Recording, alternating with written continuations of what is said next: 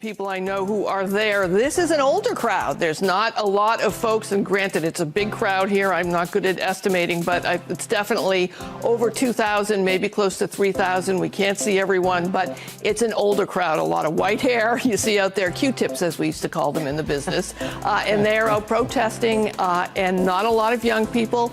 And also, again, portraying this I hate America idea that this is what this protest is about, showing people who are boomers and middle-aged out taking time from their day on a Saturday to come and protest and be heard at the nation's oldest public park, Boston Common. I have heard enough. How about you?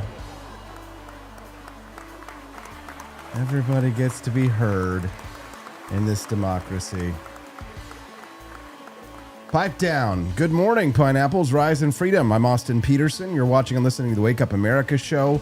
I have everything I need when I have St. Louis SeaWorld girl, BB for Liberty, and Relaxium McGroin, as well as Quest Fanning in the chat. Hi, guys. St. Selma, Barney. It's good to see y'all.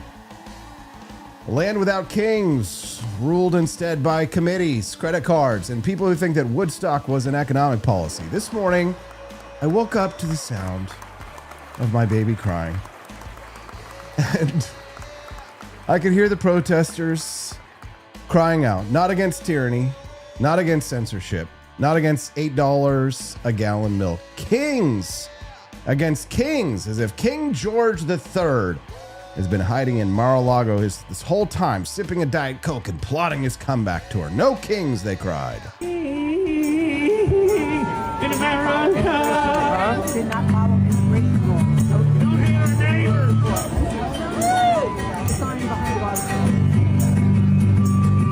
We don't join a cult. Are you sure? We don't join a clan.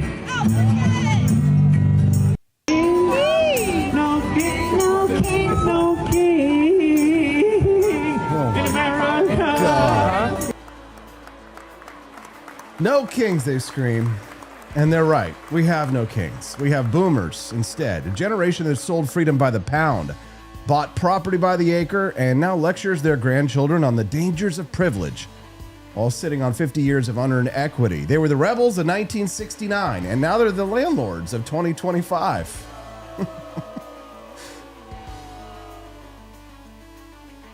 They're protesting the tyranny of Trump while cashing dividend checks from the empire that they built. Today, my friends, we're going to peel that irony back layer by golden layer, like a Fabergé egg made of hypocrisy, and we're going to see what's inside of it today. It's not chocolate. Those are banned. While the rest of the world is chanting slogans, here on the Wake Up America show, we deal in truth. We got an incredible show for you today. Can you imagine what it took to put a show together while I was away this weekend speaking in Colorado to the Libertarian Party of Colorado? It was a great event. For me, for some, it was painful. We're going to talk about that today. The truth is that America's monarchy is not a man with a crown. It's a generation with a pension. We're going to talk about how these same boomers leading these No Kings marches, they voted for the debt, they voted for the inflation, they voted for the bureaucracy that has shackled their own children and grandchildren, and how the so-called youth revolution is paying rent to its oppressors, one Venmo transfer at a time. We're going to talk about the war on the young, the collapse of affordability, and the betrayal of liberty disguised as compassion. Don't worry, the government is here to help. At 8 o'clock this morning, we're going to talk with my buddy John Miltimore, Mondays with Miltimore. He's going to react to my throwing down of the gauntlet to my fellow liberty lovers here this weekend. When I gave that speech in Colorado, I put a condensed written version together. I know some of you tuned in and were listening. Some of you even donated Rumble Rants during that live show here on Rumble, and I'm grateful for that. Thank you, by the way, for those who did see it. There were some audio challenges. It wasn't perfect audio, but I did put together a condensed written version, and I sent it over to John Miltimore, and he's going to react to my call to arms for fellow liberty lovers with the 10 ways that libertarians can save Western civilization. It was controversial. The speech was boycotted by some of the anarchist wing of the Libertarian Party. It was a tumultuous day, but we'll give you the details on that a little bit later. Siggy's mom, she's got it going on. Good morning. She says, I want to know how much these idiots were paid to go out there and prove how ridiculous they are. Some of them probably got paid quite a bit. How did the president react to all of this? Over the weekend, the No Kings protesters. I think it's a joke. I looked at the people. They're not representative of this country. And I looked at all the brand new signs paid for, I guess it was paid for by Soros and other radical left lunatics. It looks like it was. We're checking it out. The demonstrations were very small, very ineffective, and the people were whacked out. When you look at those people, those are not representative of the people of our country. Mr. President, besides San Francisco... By the way, I'm not a king. I'm not a king. I work my ass off to make our country great. That's all it is. I'm not a king at all.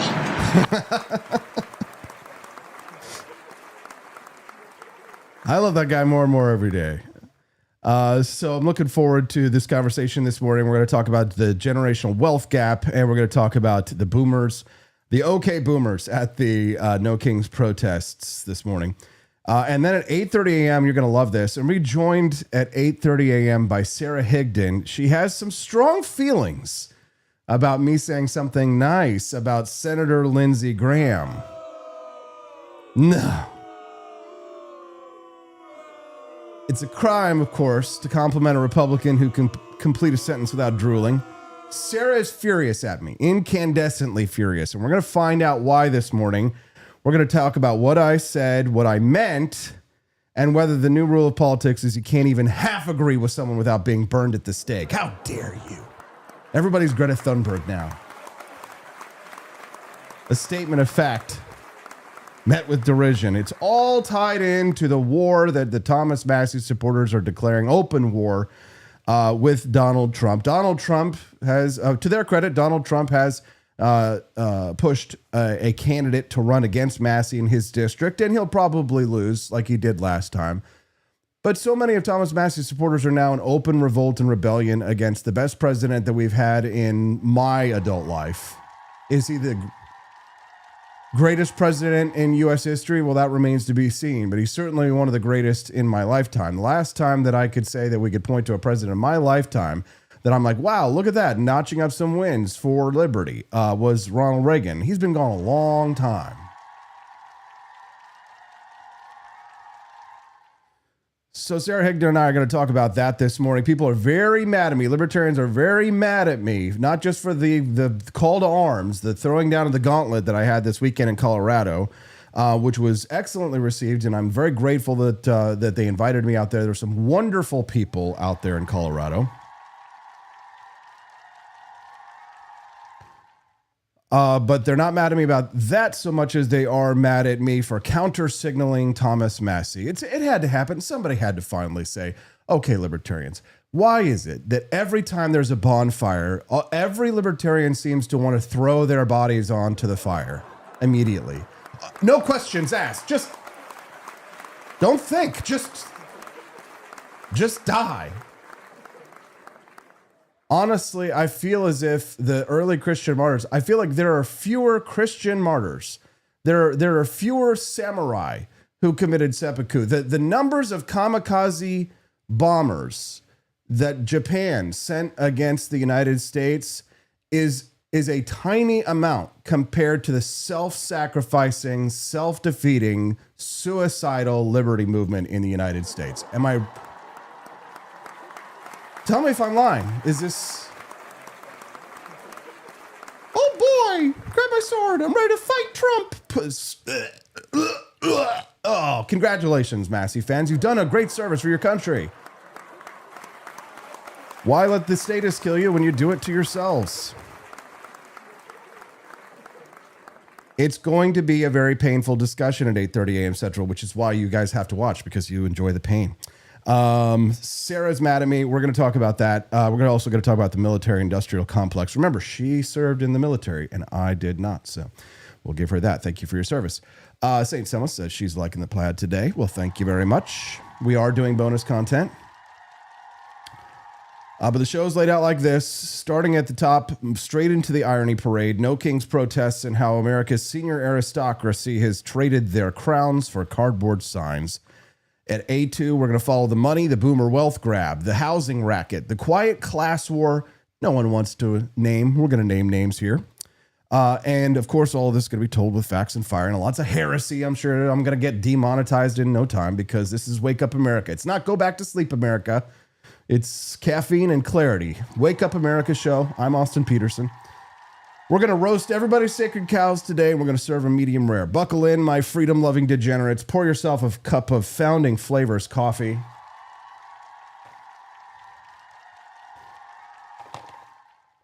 And raise your mugs high. And remember, we may not have kings, but we sure have plenty of people who act like them. Let's start the revolution one laugh at a time. St. Louis SeaWorld girl, she's got her hackles raised and her spidey senses are tingling. She says, I've been a Massey stan for a long time, and I don't recall him or Rand attacking Trump, nor attacking his policy unjustly. Oh, if only we lived in a just world, Eva.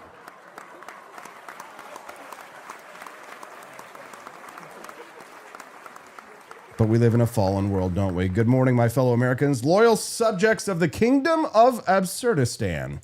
No king, ain't no king, USA. We're rising up, he ain't down, we ain't no fool. No matter what he says, he said he's mad. Hell no, we won't say not today. Not today. 'Cause there ain't no king in the USA.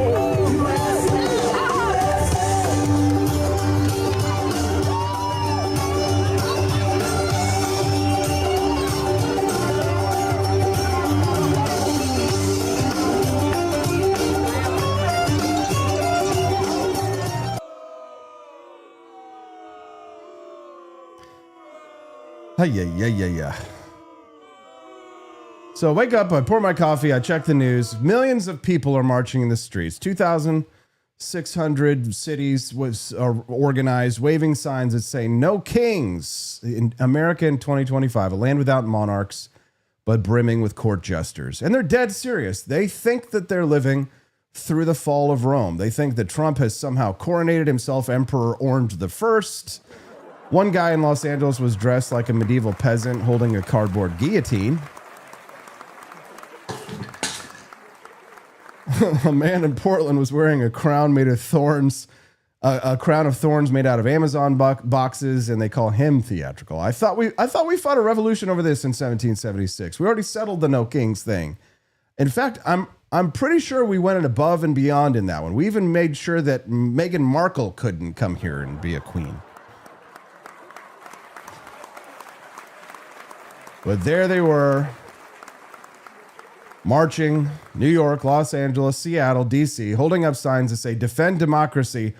But at the meantime, they're chatting slogans that sound suspiciously like the instructions of a committee, almost as if there really is no independent thought going on here at all. Where's the ideas in this rebellion? Trump's a bitch. Yeah, why is that? I don't know. We don't like him. That's the word around here. Any particular reason why you don't like him? No clue at all. I'm just going with everybody else saying. No, that's a plant. That is not. There's no way. First of all, he's too young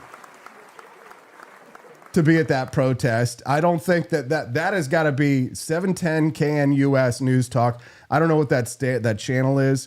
But if that's a serious guy right there, who you know what? You can't trust anything anymore. Let's watch this again one more time just to make sure it's not AI, because it just confirms my bias is too much for me to trust this video.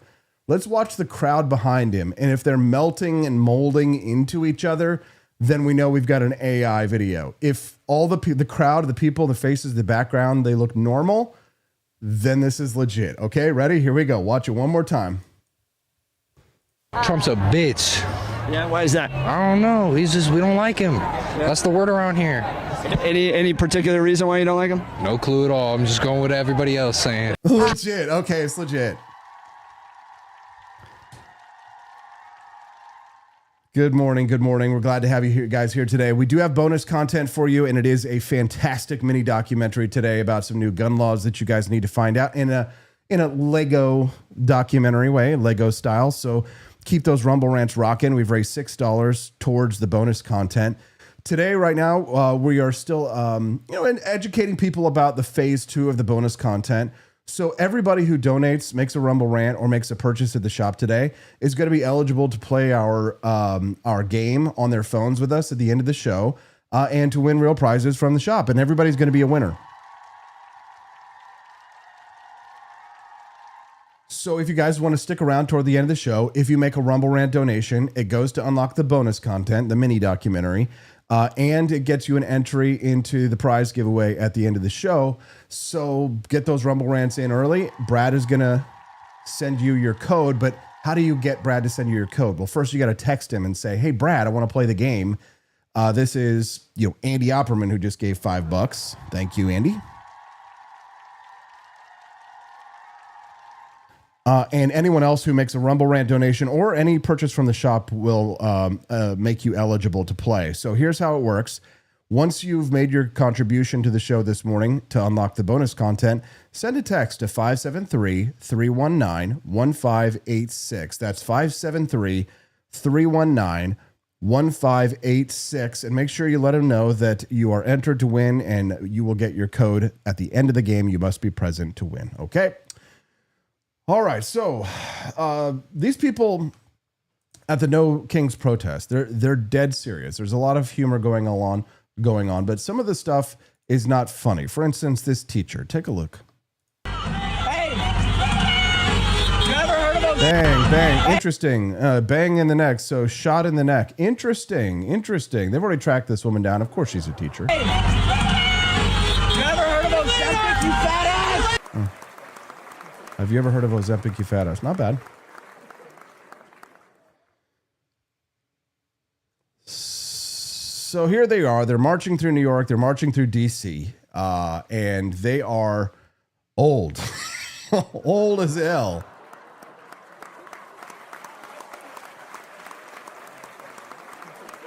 But don't take my word for it. People I know who are there. This is an older crowd. There's not a lot of folks, and granted, it's a big crowd here. I'm not good at estimating, but it's definitely over 2,000, maybe close to 3,000. We can't see everyone, but it's an older crowd. A lot of white hair. You see out there Q-tips, as we used to call them in the business. And they're out protesting, and not a lot of young people. And also, again, portraying this I hate America idea that this is what this protest is about, showing people who are boomers and middle-aged out taking time from their day on a Saturday to come and protest and be heard at the nation's oldest public park, Boston Common. Yeah, that is the NBC 10, Boston, reporting that. Calling them Q-tips, Cotton, because they're all the old boomers out there showing up to this thing. So there's no king, there's no monarch. What they're really protesting is hierarchy itself. These are the same people who they want equality of outcome, equality of pronouns, equality of IQ points, if they could legislate that. They're not mad at Trump for acting like a king. They're mad that he won without their permission. And that's the thing about democracy, of course. You can't call it sacred only when your team wins. Now, these protests, they were all supposedly about authoritarianism. They claim that the president is consolidating power. They talk about the appointment of loyalists, about the militarization of immigration enforcement, like the ICE agents have suddenly turned into the Praetorian Guard. But what they're really saying, of course, at the bottom of this is that they don't like who's in charge, because when their guy does it, Biden runs the country through executive order. When Obama had a pen and a phone, that wasn't authoritarianism back then. That was progress. But now that someone's enforcing the actual written law, that's tyranny. You could almost hear the ghost of King George III laughing his powdered wig off. If Trump truly were a king, half of these people would have been arrested already. The fact that these protests exist is a sign that we don't have a king in this country. And yet, here they are, live streaming their resistance from their phones made in China. They protest tyranny. They use devices built by slaves in a communist dictatorship. The left's revolutions always end with people holding an iPhone in one hand and a latte in the other, declaring down with the elite as they Venmo each other for parking. If that isn't elite, I don't know what is.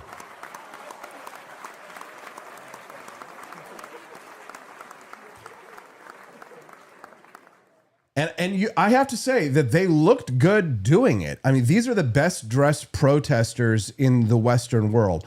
$200 Patagonia vests, rainbow tote bags, orthopedic sneakers.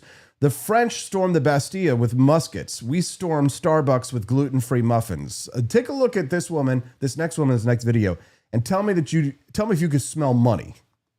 Recently, with Charlie Kirk being assassinated, they is a piece of garbage. Of course we were mean. I am so tired of people saying, oh, but, it's a terrible thing. No, Hitler is dead. I'm glad Hitler's dead. Something that I've heard in interviewing Republicans is that they're concerned with the health care going to undocumented immigrants. What would you say about that? I don't know that it's true. Everybody deserves health care, and we can certainly afford it in this country. So again, they're just, they're pointing to things. $300 sweater, $175 hat. And saying it's our fault, we're too liberal. Yeah, it's really depressing. I don't know how anybody your age even thinks of having children, okay? Okay, millions of Democrats did not vote. Whose fault is that? We need to get ourselves together, and we might even need to be a little bit meaner. Because the Republicans don't mind being mean. And by mean, what do you mean? Do you mean protesting? Do you mean... Maybe we have to, stop being so nice. Because you seem like a pretty nice lady. I'm a pretty nice lady, but I can be pretty mean, too. Okay, and I have to ask this because people on the other side are going to say that they feel like the Democrat Party has been mean. Recently, with Charlie Kirk being assassinated, they... is a piece of garbage. Of course we were mean. I am so tired of people saying, oh, but, it's a terrible thing. No, Hitler is dead. I'm glad Hitler's dead. Evil people have no place in my world. He was a hateful human being. It was disgusting, the things that he said and did. That's a $500 jacket that woman is wearing, by the way, wrapped around her waist. Her whole outfit right there is at minimum $500.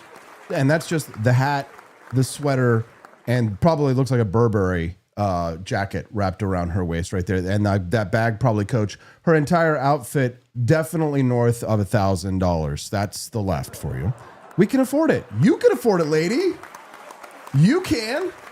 Most people are not living in Southern California wearing outfits like that and have time to go out to a protest all day. The rest of us have got to go out there and work to pay for that health care for illegal aliens that you don't know that we are actually doing, but actually we really are. I mean, there's something Shakespearean about this, right? She can't stand Charlie Kirk. They can't stand the young generation, of many of which who voted for Trump. They used to say, don't trust anyone over 30. Now they're saying, don't trust anyone under 60.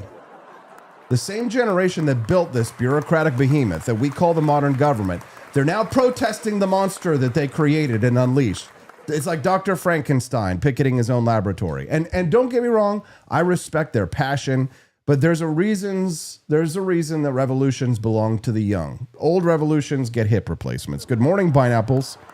Click the like button, subscribe to the channel by clicking follow as well. Come back and join us 5 days a week, Monday through Friday, 7 to 9 a.m. Central Time. So the baby boomers generation, their rebellion has gone from sex, drugs, and rock and roll to soy, statism, and NPR. The generation that once danced to Jimi Hendrix now waves placards. Reinstate the EPA. We fought the system, and now we are the system, man. No King's rallies are not a defense of democracy. They're a tantrum against reality. These are the self-flagellation rituals. You remember me explaining to Steffi last week about self-flagellation? This is what it is. It's the self-flagellation rituals of a political class that has lost power but hasn't lost any of their ego. There's no humility whatsoever. They believe that shouting at clouds can bring back the weather of 2012. These are the people who say democracy dies in darkness, but they're the ones trying to turn the lights off on anyone who disagrees with them. In their minds, everyone gets a voice except for the deplorables and Charlie Kirk, who deserve to be assassinated. They're celebrating it. That was the clip I just played, celebrating his assassination. When they say no kings, what the left really means is no rivals. Christopher Hitchens once said that the essence of tyranny is the denial of complexity. And that's exactly what this is. The protests are not about monarchy. They're about simplicity, because it's emotionally satisfying to pretend that all your problems are from one man, a king, a villain, the Jews, whatever. Because if it's their fault, then it's not your fault. If Trump is the tyrant, then you don't have to face the tyranny of your own apathy. If the Jews control everything, then you don't have to worry. It's their fault you're not able to get a job at the 7-Eleven, right? And it not your immense drug habit or your latent bipolarism and schizophrenia. It's the Jews that must have done it to us, right? It's this what we call the high external locus of control, this concept that I keep returning back to the well because it is so important. The idea that other people are responsible for the problems in your life. If you have that high internal locus of control, the opposite of that is to suggest that I am responsible for my destiny. I am the one who is in charge of my own destiny. I am the one who is pulling the strings of my own life, not some shadowy out group, but it's all conspiracy brain all the way down. Because if it's Trump's fault for whatever problems that you see manifesting, that you've envisioned, whatever first world problem that you're envisioning, you weren't able to use the bathroom at your local Starbucks because a homeless person had pooped in it because that's what you had voted for in your locality. It's Trump's fault that the homeless guy is pooping in the restrooms that you wanted to use, and now it's shut down and you can't go in there anymore, and that's Trump's fault, right? Skin your knee, Trump's fault. High external locus of control.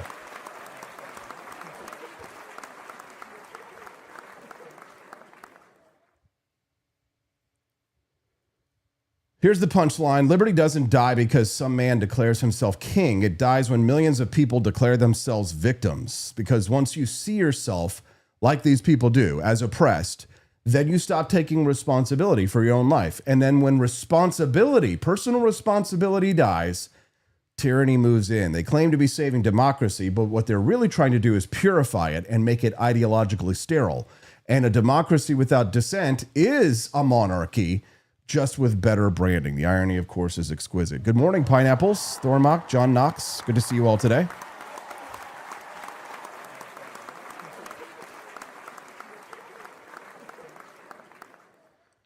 Glad to have you here. Please do click the like button. If today's your first time watching the Wake Up America show, we'd love to have you be a regular guest. So click that follow button as well. You can text the show and let us know what's in your mind, 573-319-1586. If you're a regular guest, you might as well just program it in your phone so you never forget. That's 573-319-1586 to send us a text. If you've made a Rumble Rant contribution, or say maybe you went to the gift shop this morning and you made a purchase, then you are eligible to play our prize game giveaway at the end of the show today. So make sure that you send us a text if you did make a contribution so far to 573-319-1586. You'll get to play a game at the end of the show, and whoever the winner is going to win a nice prize from the gift shop at forlibertyshop.com. And my recommendation, guys, the hat that I'm wearing right now, I was getting ready to get on the plane yesterday, sitting down, and some guy was giving me a look. I was like, oh God, here it comes. So no, it's going to ask me on a date. No. No, he saw my hat. And he was like, oh, he just came up and he started asking me about cryptocurrency. And we started talking a little bit about Bitcoin and Monero and Tether and all these other things that, we talk about what Rumble was doing. And he was really excited about it. We had a fantastic conversation. And I just thought to myself, wow, this really is a great way to meet people that are like-minded. And it's completely inoffensive, right? It's just a really nice embroidered Bitcoin logo into these camouflage style hats. And there's 3 different color styles. They're beautiful hats, super high quality. And you can get those at the shop this morning at forlibertyshop.com if you guys are interested. And when you make a purchase, remember, every purchase during the live show goes to help unlock our mini documentary bonus content today. But these hats are called Camo Coin. Camo as in like camouflage. But they're called the Camo Coin Cap, the Bitcoin camouflage trucker hat. And they come in black, brown, and olive. I've got the... I think I got the olive one, pretty sure, yeah. So, but they come in 3 different types of camouflage, and you can get the Camo Coin Cap Bitcoin Camouflage Trucker hat at forlibertyshop.com. Just head on over, guys. Yeah, he was asking about Ethereum. He was asking about a bunch of different. He was even asking about currencies that I was not aware of. So I had to say, I only know about a certain number of cryptocurrencies. You know, there's like a million of them these days, so it's hard to keep up on every one. But it was a great way to, you know, sort of signal to strangers that, oh, maybe I'm open to a little bit of discussion about cryptocurrency. It was a great conversation. Real slick dude. He was getting on the airport from Colorado to Columbia, and we had a nice conversation before. So grab yours at forlibertyshop.com. One last time, forlibertyshop.com. The camo coin cap, Bitcoin camouflage trucker hat. It's legit. Relaxium. So while the left is shouting no kings, they are at work on their passion project, right? Trying to create the most powerful and unaccountable sovereign imaginable, the collective mob.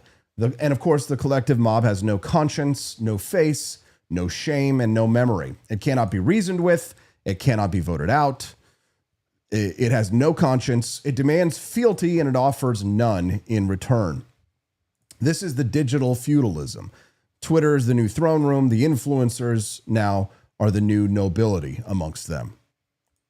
So I say, you know, let them march, let them chant, let them dress like peasants while sipping frappuccinos.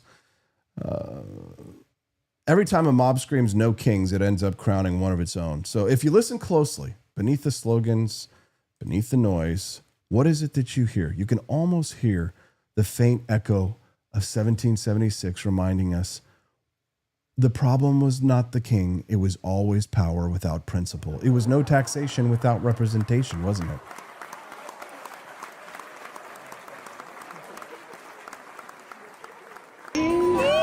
No king, no king, no king in America. Did not follow his great law. Don't hate our neighbors.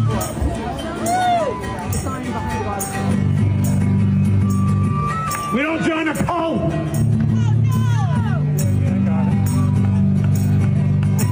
We don't join a clan. We don't worship a man with a bear.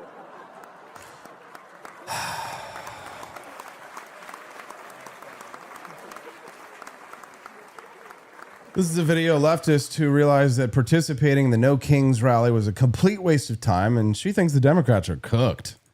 I went to the rally yesterday for No Kings, and let's just say we might be actually kind of cooked. That's how I felt like after leaving. First, we were standing in front of City Hall. The City Hall is closed. And we were just standing there, literally just standing there. And then people had their funny signs and funny costumes, which I understand is supposed to portray us as non-violent and peaceful and all that kind of stuff. I mean, it seems like a very fun community event, but nothing really that's going to make any big changes. Don't get me wrong, I feel like it's good for it to raise awareness, because if someone's driving by, they're probably like, I wonder what's all that crowd, and they'll probably look it up. But besides that, I can't see anything else that this was useful for, no offense. And what I find even worse is people were packing their bags. Mine was from 10 to 11:30. At 11:25, they were packing their bags ready to go. It's like, did you guys just come for like a casual hangout? And then I bet after that, they probably went to restaurants with their friends, supporting the exact people that were boycotting against and yelling out. Oh my God. I mean, it was a fun experience, but if we want change, I don't think that's the way. I went to the rally yesterday for no... You know, credit where it's due. She got it. Austin police chief yesterday, apparently big fans of the No Kings protesters. We got the Austin chief of police out here walking with the protesters today. I tell you what, it sure is nice to see that. We all know why it is the way it is in Austin. Yeah, you do. Austin. Yeah, that's that long march through the institutions that the left has made.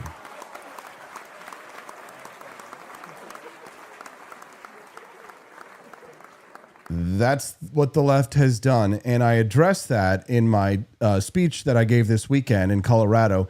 10 ways libertarians can save Western civilization. We need to have our own long march through the institutions.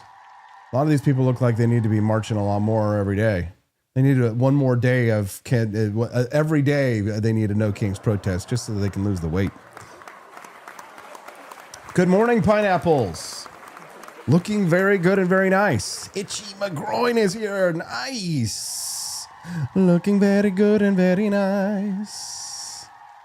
All right. So if you thought the protests were just about No Kings, you're missing the entire throne room, because while the signs might say No Kings, The real monarchy here is generational entitlement, and that king is the baby boomer. Let's start with the housing market. This is the easiest place to see the generational coup in action. In 2025, the U.S. home price is about, the median U.S. home price is about $416,000. So the median household income, however, is roughly $83,150, meaning that a home now costs 5 times the income. Back when boomers were coming of age, the house to price income ratio was closer to 3.5. So boomers got deals. Younger folks are entering the fighting uphill. And who's buying houses now? The generation that's supposed to be downsizing and freeing up the market for kids? No. The boomers have stepped in and reclaimed they're now the largest share of home buyers. Around 42% of all home purchases in recent years were made by the boomer generation. Millennials slipped to 29% compared to the boomer generation at 42%. So half of older boomers and 40% of younger boomers are buying homes entirely with cash, bypassing the credit markets that younger generations like us, of course, are forced to rely upon. So while the younger generation, we're juggling down payments, high mortgages, student loans, the boomers are waltzing into the market with briefcases of cash. Now let's talk about the wealth gap. And this is a controversial statistic amongst libertarians, and there's reasons to be skeptical of it. We watched the Margaret Thatcher speech last week about her talking about the wealth gap, that socialists would rather that the wealth gap be down here, right? Instead of that, right? They would rather the poor get poorer than allow the rich to get richer. There's my Maggie Thatcher for you. I have 2 incredible back-to-back guests in the 8 o'clock hour, 20 minutes until we've got John Miltimore on here live. He's going to respond to my throwing down the gauntlet to libertarians calling for 10 ways that we can save Western civilization with one weird trick. Did you find out what the weird trick was? Did you hear my speech, or did you happen to read the condensed version of it that I made for you guys? If not, make sure that you give that a read this morning. It's over at the Liberty Shop on the blog page. But at 8:30 a.m. Central, Sara Higdon is going to come on here today, and she is going to give me a piece of her mind because I had the audacity, the gall, to say something about Lindsey Graham other than burn in hell. We're going to talk about that this morning at 8:30. It's going to be a debate, a fun debate. We're going to talk about the military-industrial complex. We're going to talk about the war between Thomas Massie and Donald Trump, the ill-advised war between Thomas Massie and Donald Trump. And we're going to have a great second hour, so make sure you're around for that. This morning, we're talking a little bit about the No Kings protest in the first hour here. And we're talking about the wealth gap, which one estimate puts Americans that are over 55, mostly the boomers, owning about 73% of all U.S. wealth. Another says that boomers account for 51.8%, while the youth are just standing by watching. So the apparatus of wealth accumulation is built, and it's locked down, because while they were quietly cornering every market, they were also voting for all of the rules and regulations and restrictions that prevent us from increasing the supply of housing so that younger families can get into houses and can afford to buy a starter home that they may or may not have to stick in their entire life. Their starter home may be their finishing home, right? It's whatever home you can get, just make that your dream home, whatever it may be. If you had a big dream, you might want to downsize it a little.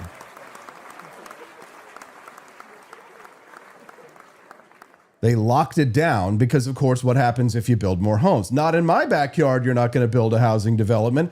Increase the housing supply, that lowers the value of my home. Que sera, sera. At age 30, millennials have significantly lower homeownership rates than the boomers did at the same age. For example, among workers without a college education, about 49% of boomers owned homes at 30 versus only 24% of similar millennials. That's from the Fed of St. Louis. And when you're talking about net worth, one study came out showed that Median net worth for 40-year-old millennials is about 91,000 compared to 113,000 for boomers at that age. And that's without adjusting for the extra debt, the national debt, and then the higher housing costs that we're all paying. So yeah, younger generations are way behind. The race started later and the track is much steeper. Now let's bring in the voting and policy side of this house. This is a big part of this conversation. The boomer generation has dominated politics for decades. They have voting rates far higher than younger generations, and that has supported policies which expanded entitlements, increased the national debt, piled up unfunded liabilities, while younger generations are going to be carrying that burden. The sheer scale of this, the so-called great wealth transfer from boomers to their heirs, is estimated at $100 trillion by mid-century, right? And that might look like a plus for the youth, inheritance. But inheritance doesn't buy you a starter home when you're already saddled by inflation, stagnant wage growth, and your student loans. So let's talk about that, the student loans and the debt. Millennials are facing higher debt burdens than their boomer counterparts did. This is according to the GAO. They're buying homes later, saving later, or in most cases, not at all. People our generation not saving at all. Boomers had enjoyed decades of compounding wealth growth when asset prices were lower and the regulatory burdens were much lighter as well. And the most glaring hypocrisy in all of this, when the boomers lead the No Kings protests, they claim to fight for liberty, for the youth, for our future.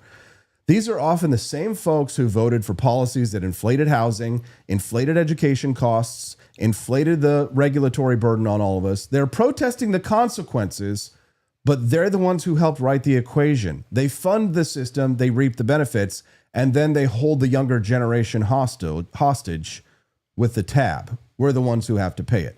So it's one thing to protest tyranny. It's another to keep the castle intact while claiming you freed the people. The boomers, which are poised atop a fortress of wealth, shout no kings while they hold the keys up to the moat and lift up the drawbridge for anyone who wishes to follow up behind, right?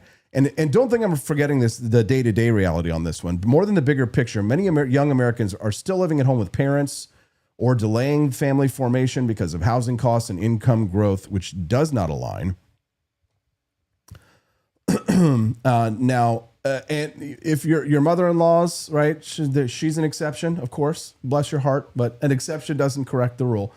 What is the punchline in all this? Because liberty isn't shouting about crowns. It's about tearing down the structure that let those crowns be built in the first place. The boomer generation held on to the land, collected the equity, voted the laws, and now rallies in the street crying tyranny against the system that they created, while the children and the grandchildren are picking up the mortgage. So who's really the monarch here? The one with the throne with the crown, or the one who minted the crown, wrote the laws, levied the taxes, and now protests themselves? Oh, I don't know. So what do you guys think? Is this a generational warfare question, or am I off mark? Let me know in the comments, or send us a text at 573-319-1586. What they did to Charlie Kirk, they wish to do to you. Who are you gonna kill? Nazis. Who do you define as a Nazi? What do you mean? It's pretty. In this context, who's a Nazi? Stephen Miller's a Nazi. So you're gonna kill Stephen Miller? If I had a chance, yeah, I would. I don't know if that's something I'd say on camera, bro.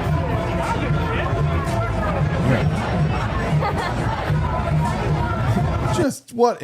I mean,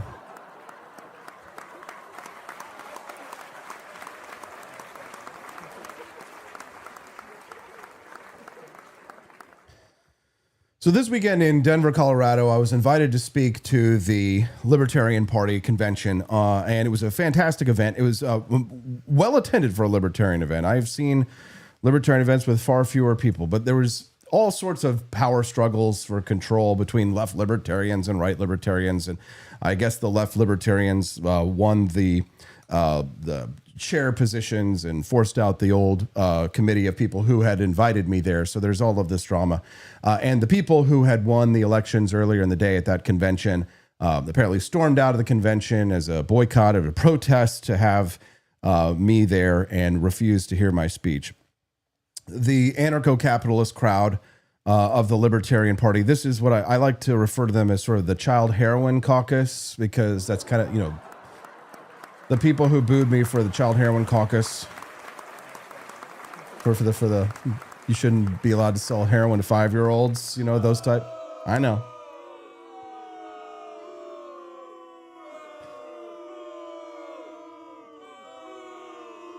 Okay.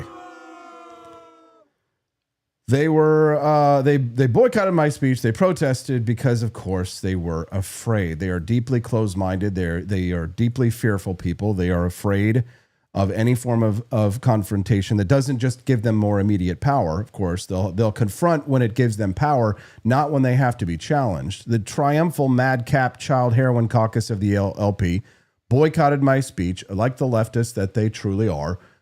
Deep down, they are afraid. They are woke. They don't even have the courage to show up and boo. I mean, just show up and you couldn't even try and boo. You say something I don't agree with? At least then you have guts. But the libertarians who did show up to the speech, they were delightful people, and they were concerned patriots who love America, and God bless them. They deserve better allies than the people who won the convention this weekend. Libertarian Party is deeply woke, and it is likely incurable from the disease. That wokeness was injected a long time ago, but you could see large, bright spots along the way where it happened. Certainly one of those was when one of their presidential candidates went to bat for Hillary Clinton.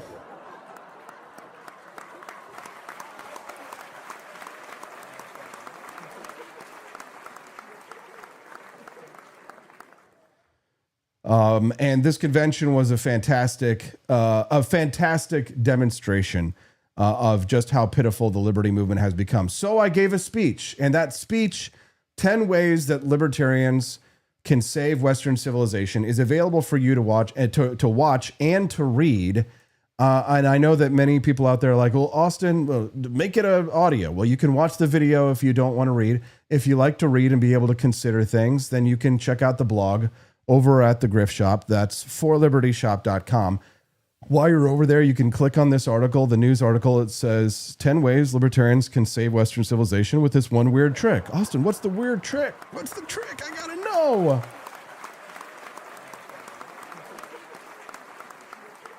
The one weird trick is the courage to use power, principled power, to defend liberty itself. No, God! Yes. No, God, please, no, yes. No. No. The first step in saving Western civilization is to stop pretending that you're above power. In every libertarian room, there's a quiet superstition that power is evil, that wanting power makes you one of them. And that is the mindset that has kept us pure and powerless. Cicero made the same mistake, Rome's greatest orator. He believed that reason alone could save the republic. He trusted virtue to defeat ambition. It didn't. Octavian understood that ideas move the world only when someone wields power in their name. Cicero died with his head nailed to the Senate door, and Octavian became Augustus. Virtue without strategy, it lost the republic. Power is not violence. Power is the capacity to turn ideas into reality. And if we refuse it, others will use it to chain us. The left understood this long ago. The populist right is waking up and discovering it. They're rediscovering this now. But we, the liberty lovers in this country, we are still the last faction that is afraid of this sword that defends us. And Western civilization will not be saved by people who are too noble to lead. It will be saved by men and women strong enough to hold power, decent enough to give it back.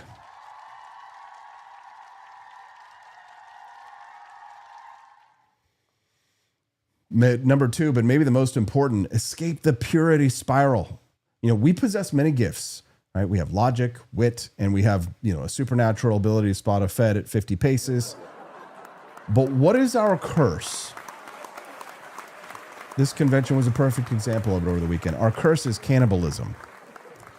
Nobody eats their own like we do. We can turn a city council campaign into a doctrinal trial over commas in the bylaws.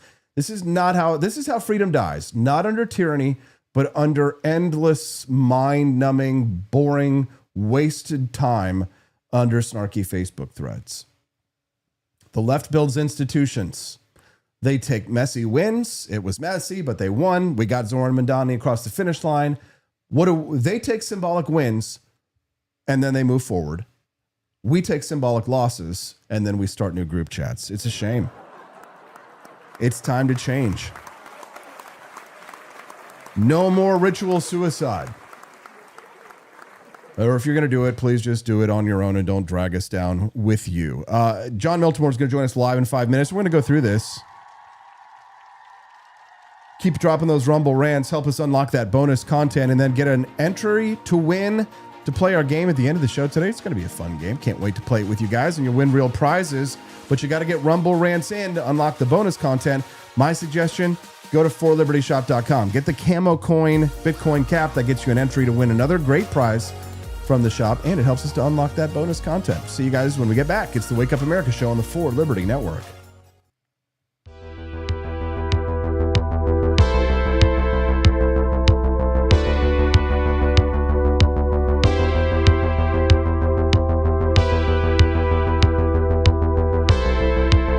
Are you tired of the strange radioactive effects of leftist culture?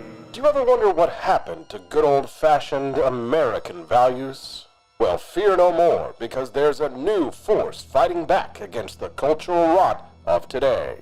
Introducing Culturama, a right-of-center talk show that's taking back the future today. Hosted by none other than blonde bombshell herself, Daniela Pensack. She's not just talking, she's taking culture back. With sharp takes, brilliant guests, and a few surprises along the way. Tune in to the live video podcast twice a week, because the future doesn't have to be weird. It can be Culturama. If there wasn't going to be somebody who was a fiery champion of liberty, somebody who would get out there and who would be aggressive, and if they wouldn't do it with more fire or passion than I had, then I would go and I would fight this battle for us. I've fought for the principles that we all share. Parties tend to be secondary to me. We're here because we believe in the principles of liberty. I am not a perfect messenger, but I think I'm a damn good one. This is a replica of our first president's flintlock pistol.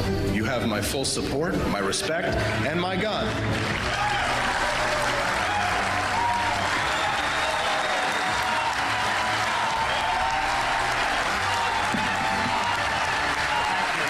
I think that the heart of my philosophy is much more libertarianism than well, that's the fashionable word these days, I guess. A conservative is no longer just that. He's a libertarian and always has been.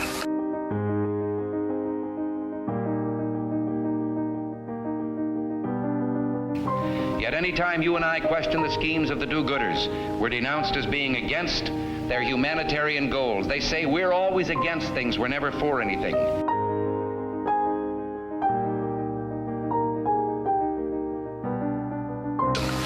What is fascism? Fascism is private ownership, private enterprise, but total government control and regulation.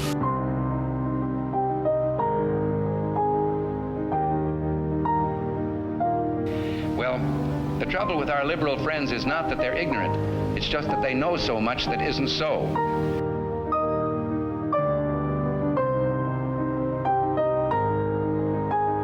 If we lose freedom here, there's no place to escape to. This is the last stand on earth.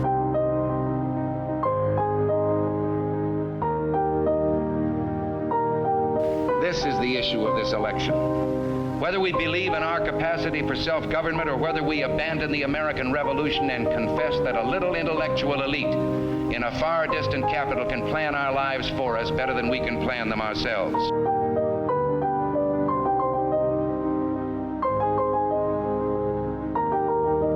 The conservative, so-called, is the one that says less government. Get off my back, get out of my pocket, and let me have more control of my own destiny.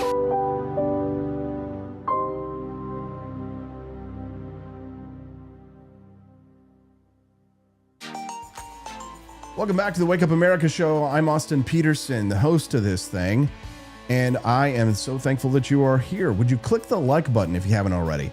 And if today is your first time watching the show and you're enjoying this and you want to come back, click the follow button as well. You will get a notification on your Rumble app that lets you know when we're going live, which is 5 days a week, Monday through Friday, 7 to 9 a.m. Central Time. That's the Wake Up America show, and I'm AP for Liberty everywhere. Well, like I said, this weekend I gave a speech. It was a throwing down of the gauntlet to my fellow libertarians here in the United States to stop committing ritual suicide, stand up, take power, take back the institutions, and use your power for good, for the ideals that you believe in. Stop being afraid of this concept. Pick up the sword that's used against you and strike down thy enemies. Smite thee, smiter! But this kind of rhetoric, it scares certain libertarians that I know. They're very peaceful people, many of them. Peace. Joining us right now, we'll call them, you know what we'll call them? We'll call them vegetarian libertarians, but I'm sure John Miltimore eats meat. I'm just teasing. Good morning, John. Hey, good morning, AP. And yes, I'm a steak and pork chop guy. Okay, good to know. We've got enough testosterone here. Let's get this started. It's Mondays with Miltimore. So my convention speech this weekend, John, was a throwing down of the gauntlet, asking libertarians to please stop self-sabotaging and take the necessary steps to take back power in their communities, one zip code at a time. You liked some of it. You didn't like some of it. Let's start with what you didn't like, John. Why not? Let's just get it out of the way. What was it that you disagreed with? I would have, item number 1 on that list, I probably would have made it item number 10, because then by everybody would have been nodding the whole time. Then I get to number 10 and they're like, whoa, well, this is a bit different. This is a bit radical for a libertarian treatise. And yeah, like the power thing is the thorny question. I think throughout your, writing you say a lot of good things. Getting involved, very important. Purity test. I've been a part of this libertarian / free market community for a very long time. There are pockets of it that are dogmatic and they demand purity in these things. I don't think that's helpful. Yeah, no, it depends where you are. It really does. Some are more than others. Okay. Yeah, certainly pockets. You're more involved in the libertarian capital L community than I have ever been. Some of mine are more small L libertarian. Some of them are free market, conservatarian. If you go back, I've been in this probably close to 20 years. Off and on. And yeah, pockets of it are very purity test, but a lot of it's not. A lot of are pretty reasonable people. I think, your points about getting involved at the local level is very important. Now, I wouldn't say, I wouldn't put that through the lens of we need to seize power and wield the sword, right? I think being involved in your school board, being involved in at the local level, these are all things that they matter more than people realize. And you're right, if people are blogging about the Fed instead of getting involved, I don't think that's a very smart strategy. And I think there's benefits for people to say, I'm not above getting involved at the local level. I think the American system was designed initially where those institutions, matter more than they do today. I think a lot of this is the product of the federal government has become so powerful. That's all people want to worry about, and they're not getting involved at that level. So my thesis on this question of power is that libertarians love to quote Lord Acton and say that power corrupts and absolute power corrupts absolutely. But that's not actually true, because we do have examples from history of great men who wielded power, and they did it with a sword, but they did so in a virtuous way, and they still gave up power. George Washington, perfect example. Cincinnatus, who he was inspired by. They called him the modern Cincinnatus. You could look at Marcus Aurelius, the dictator of Rome, lived according to his principles and to his values and his beliefs. So in that sense, absolute power didn't corrupt absolutely. It seems as if we're living on memes and on catchphrases that at their heart aren't even really actually based in any truth. I think guys like Marcus Aurelius and Washington themselves would say you should beware power, and you should certainly beware centralizing it. That's what I would say if I were taking power, John. I would tell that is exactly what I would tell other people. That's what you would do if you want power. You tell people you don't want it. That's like one of the laws of power, actually. I think that didn't come through in message number one. You praise Octavian and you no, I don't ripped praise Cicero. Octavian. Well, I praise Octavian's survival instinct, if you can. I praise the fact that he's not like libertarians and that they throw their carcass on every fire. They don't jump into every kamikaze Mitsubishi Zero and launch themselves at an American cruiser. They're not self-sacrificing at every turn. So I praise a survival instinct, I guess you might say. Yeah, I think Cicero was the hero in that story. Now he didn't win, but he was the hero. Augustus was not, and I think we need to be clear on that point. Like sometimes the heroes lose. It doesn't always work out. Cicero stood for the principles, and he died bloodily, and that's a sad part of the story. I revere Cicero for being the person that tried to stand up to tyrants and paid with his life. And throughout history, we see other people try to do this, and sometimes it didn't work out. But I think that is the message of power, is that we got to be very careful about it. Investing in people who are going to use it in harmful ways.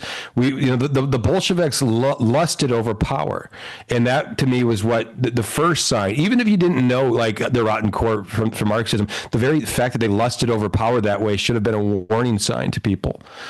You don't want people who lust over power to be in power, and unfortunately, that's almost all you have in Washington today. And this is something I'll go cross party. Like libertarians, people want it too much. Do you think that libertarians are somehow immune to this? I mean, everything that you do in order to try and advance yourself requires power. You cannot move or take action without power. Power is the fundamental law of all kinetic action and energy. All of the decisions that we made are about some form of power. Every interaction that we have as humans, even the spending power, buying power, within our economic systems, all about power. How do we have power? How do we have more power for ourselves? And to use it selfishly is what we're complaining about. But to use it unselfishly is the greatest and highest expression of that power. But I think you're right that all power begins with individual action, right? Like Mises talked about that at length in Human Action. That's where it begins.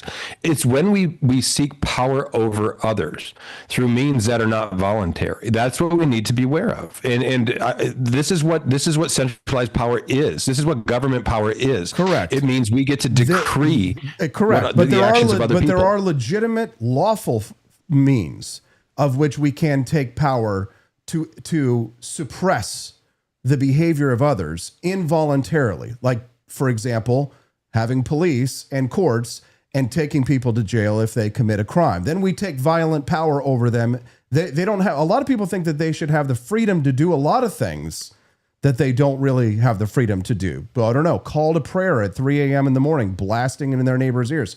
We're not going to, it's not a freedom of their religion, squashing their freedom of religion, to stop Islamic calls to prayer at 3 a.m. in the morning that are waking up the neighborhood of people who didn't agree to that. So they want the freedom, but we're not going to let them do that. We're going to involuntarily take power over them and prevent them from doing that with jail if necessary at the end. So again, no seed of truth. It's axioms and memes, but they're not really grounded in reality. We take power over people involuntarily all the time. It's called government, John, and I assume you're not an anarchist. I'm not an anarchist. I'm a minarchist. But I think if we look, this is the seeds of government where it begins, and we say, well, what is the purpose of government? And these were conversations that even before the founding fathers, like the greatest thinkers in Western civilization talked about this. People like Montesquieu and Locke.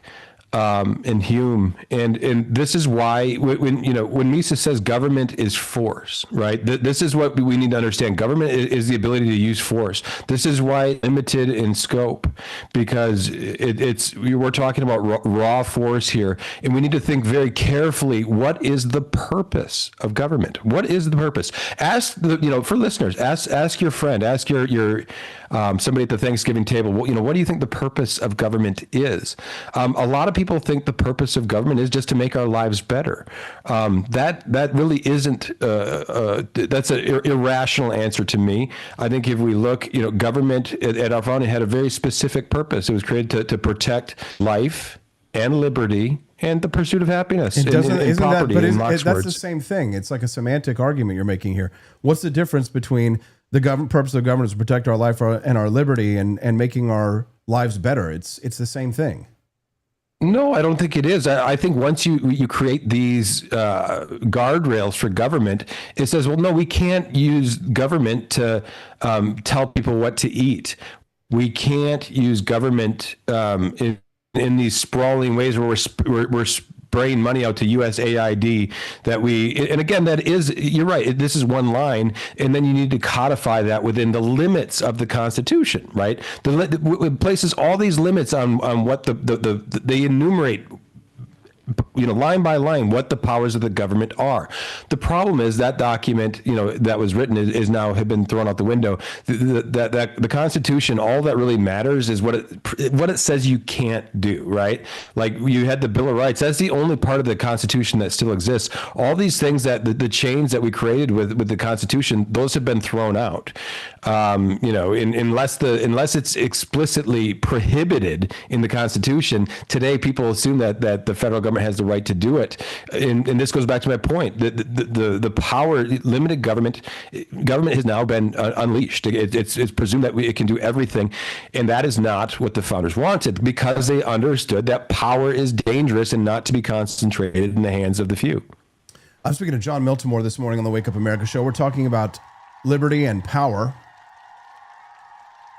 I'm talking about a speech that I gave this weekend in Colorado, which was a call to arms to libertarians to march through the institutions that have already been marched through. I think you know what I'm talking about, the long march through the institutions, John. The libertarians have been asleep at the wheel. It seems like the populist right is waking up to how the left has captured academia.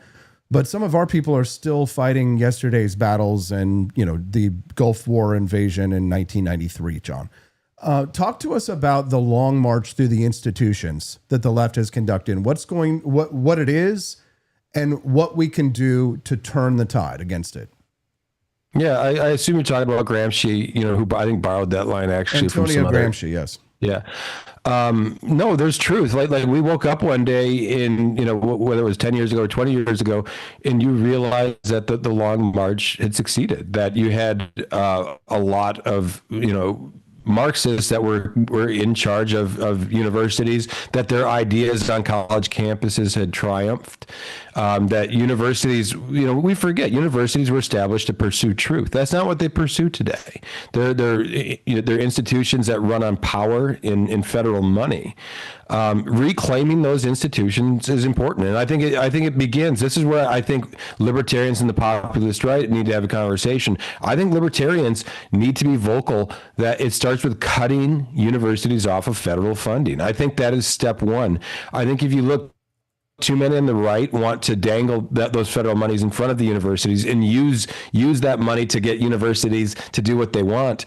I think cutting them off of the funds is the right way to go. The left thrives on money. They need to be cut off. And, if you look at what we've shoveled out to these universities over the last decade, 2 decades, it's sad because that money, what has it done? It's polluted the university system. Universities are in shambles today. They're run by children, it would seem, where you have, people that do nothing but organize and chase speakers off of campus. The people are paying these exorbitant, tuition for educations that are pretty ridiculous. They're poorly educated. The university system, it needs to be healed, and it begins by getting it off the federal dough. That's John Miltimore here over on the Wake Up America show. We've got a nice audience size today, and I'm grateful to have you guys. I'd love it if you could click like on the show as well, and click the follow button if today's your first time watching the Wake Up America show. This is my savant friend, John Miltimore. He works for the American Institute of Economic Research. We call this segment Mondays with Miltimore because he's got a regular spot here, and we love to hear his wisdom. And I think he's great at sometimes calling out some of my excesses, I think, which is great. We need that.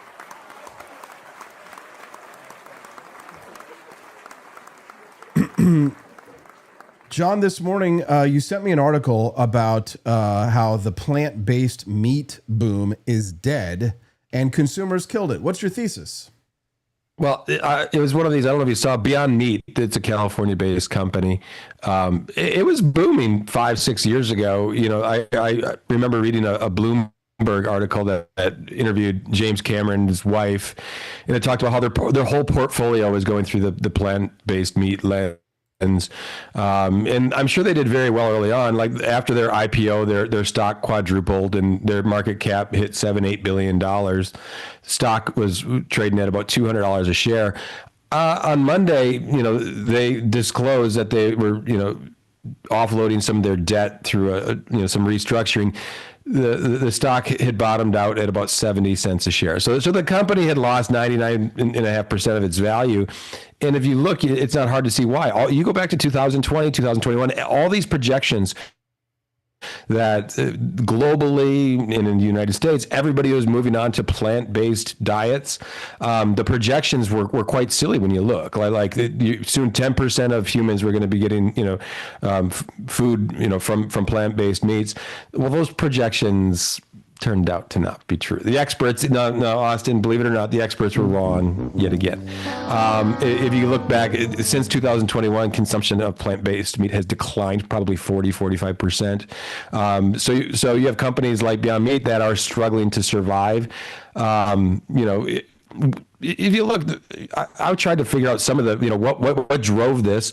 The simple answer is consumers simply don't want it, not at the levels that people anticipated. But I think you had the ESG craze that, all these companies were getting propped up in the investment portfolios because they were virtuous companies that, environmentally, sound or focused on equity and things like that. But I take a little, I'm not going to lie, I take a little glee in watching this trend come crashing down, because not because I'm a sadist who likes companies failing, but they push this on us, right? Like they were saying, like if you ate hamburgers, you were somehow sinful. If you liked eating ribeye steak, there was something wrong with you. You had to be pure and eat the veggie burger. Eat the bugs and live in the pods. That's what they want for us, John, for global warming. It's insane. And if you look at what they've done to farmers, look what they've done to farmers in Europe. All these things that they're trying to tax farmers right out of their businesses. This is a movement that needs to die. Bill Gates can eat veggie burgers if he wants. I have nothing against, Bill Gates eating veggie burgers to his heart's content, but he does, this idea that all of us have to be moved off meat, I found it a very pernicious ideology. I was actually offended. I was in Colorado this weekend that every time I was at a restaurant, they kept trying to push this bison burger on me. And I'm like, where's the beef? I will say bison burgers are good. Let me tell you something. Let me tell you something. I don't mind. I'll eat it. It's fine. But you got this hairy cow. Okay. It's a very hairy cow. And my problem is that I know that lots of those herds where that buffalo is coming from Ted Turner, the founder of CNN's herds, John. So I don't want to give money to Ted Turner. I've had some of those. I think I've had some of Ted Turner's bison or elk or whatever, and I said, "Boy, these are pretty good." So I'll eat his elk, but I'm not necessarily a fan of Ted Turner. But what are you gonna do? Yeah, they have this Ted's Grill out there in Colorado. It's really popular. But yeah, I was just like the fact they kept pushing it on me. I would go to restaurants and that was all that they had. I didn't even go to the Ted's Bison Grill or whatever out there. I was at another restaurant completely, and it's like, oh, we don't have any beef. This is Colorado. We eat buffalo. You guys can keep your hairy cows, okay? Those elk burgers I had when I go to Atlanta and across from Fee, there was a good restaurant that served these elk and regular burgers, but the elk, man, it was tender and delicious. And I'm glad, let people eat what they want. And I got to make a plug here against GOP governors who are now suddenly trying to, the lab grown meat stuff. Do I think it's crazy? Yeah. But if people want to eat that, let them eat it. Like this idea, you have 7-8 GOP states now that are saying, nope, you can't eat the plant-based meat. We're going to outlaw it. And that's insane. That's insane. Don't let people eat what they want. But what if they make bad choices though, John? What if they eat things that I don't approve of? Don't you understand?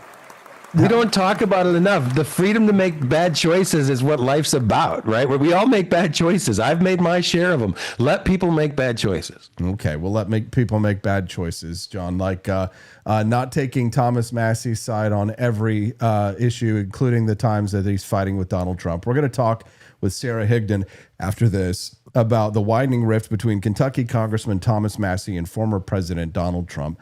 I posted a meme, John, over the weekend. My fellow libertarians were very upset. It was Nelson. Was it not Nelson? But who's the stinky kid that picks his nose and eats his boogers from The Simpsons? And I said, Massey fans on the way declaring war on Donald Trump. And the little kid, it's like the cop's kid. He pulls out a sword and then he promptly stabs himself in the chest and then bleeds out all over the floor. What is his name? Somebody in the comments needs to help us out here because I can't think of name? It's the police officer. It's the sheriff's son. He's like special needs. You know what I'm talking about? I remember which one he is. He was hilarious. He was like Butters before there was Butters. Yeah, Butters before there was Butters. Yeah, like this stupid kid. But I posted that meme because it just looks like another kamikaze raid on Trump. And Trump, for all of his flaws, has done so much for libertarians, John. Didn't he just free Bitcoin Jesus last week? The left is trying to put us in jail. Trump is trying to free libertarians from jail, and libertarians are calling for him to be impeached and jailed. My concern is this, John, and offer a bit of sympathy for the devil this morning. I will be making the devil's argument with Sara soon.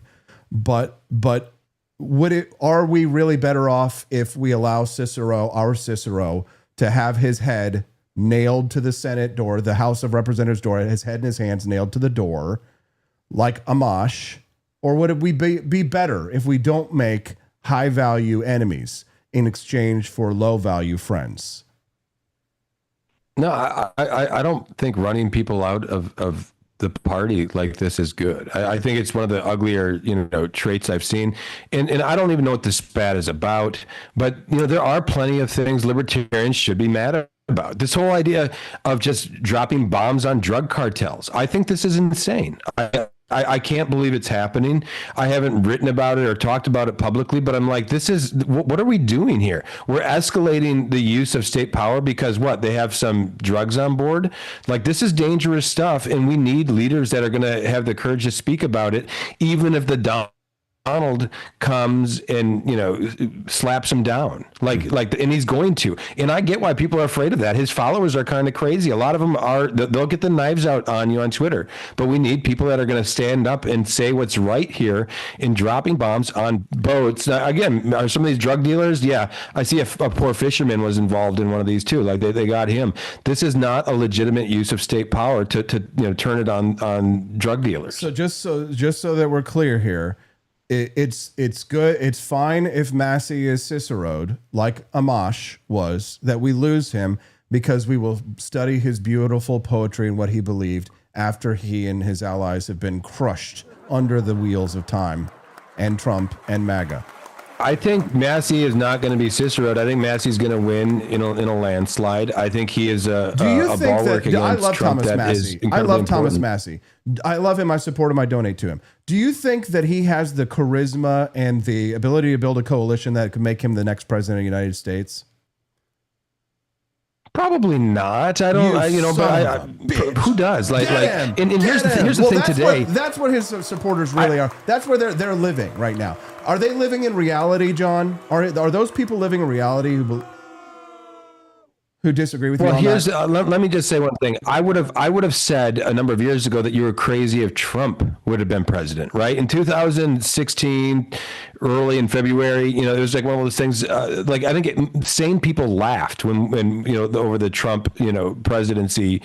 Like I said, no, that was not going to happen. That was not in the realm of reality. It became reality, right? And here's the truth: America would be better served by Thomas Massey than Donald Trump. Okay, agreed. But this is not the world that we live in. I would love to live in a fantasy world as well. I want to live in candy, gumdrops, sugar, slides, happy go fun park, right? Rainbow unicorn farts. But I'm just exhausted with my fellow Massey fans and supporters is that whenever there is a call to arms, they always pick the absolute worst, least winnable battle. and to go up against Leviathan and Gargantuan, and never the battle that actually is going to expand liberty in their hometown. Am I completely off base here, John? I think there's probably. I mean, you know, we've seen that in the party for years. Although I'll say this, that was kind of, you could have said the same thing about Ron Paul back in 2008, right? Like, I think I remember making those arguments. You know, I was not a libertarian yet, and I remember thinking, well, come on, guys, you know, Ron Paul's not going to win. Like, you know, I wanted a candidate you were right. you could put out there that would at least have a chance. You were right. And he couldn't win, but that didn't mean he wasn't right. Yeah, he was right though. But Cicero was right, and now he's dead, and Caesar lives. It's a shame. I wish that our people. Cicero is the model for us. 99.999% of people on this planet know who Caesar is. 99.999% have no idea who Cicero is. Let's not die and have our heads nailed to walls. No more Justin Amashas. No more suicide bombers. I'm tired of martyrs. I don't like all the pragmatism in politics, though. You know, like that's sort of what we see over and over. Once you throw out principle for pragmatism, you end up going in places that you don't want to go. What principle? Plenty of libertarians stand with Hamas. Plenty of libertarians openly supported Osama bin Laden. When the progressive lefties on TikTok a few years ago were reading Osama bin Laden's letters to America of why he attacked us on 9/11, and the progressive lefties were all saying, wow, Osama bin Laden made a few good points. The libertarians were the first ones to jump up and agree with them. So stand with Antifa, stand with Hamas, stand with terrorists, stand with the enemies of the United States, but don't stand with Donald Trump, the only one who could free your ass from prison when the lefties eventually put you there. John, last word goes to you. Yeah, no, I'm sure there were some libertarians that played that game. Yeah, the ones with the most clout and followers online were the ones who claim to speak for us. So this is my very point, though. The whole point of libertarianism isn't to get everybody into a party and get them voting in one direction. It's to use your own damn brain. It's to think for yourself and not let politicians, decide what you should believe. So this is why you stand on principle, and you just don't back the guy with the power because he has the power. And it means sometimes that you're in a very lonely place politically because you're not on a team.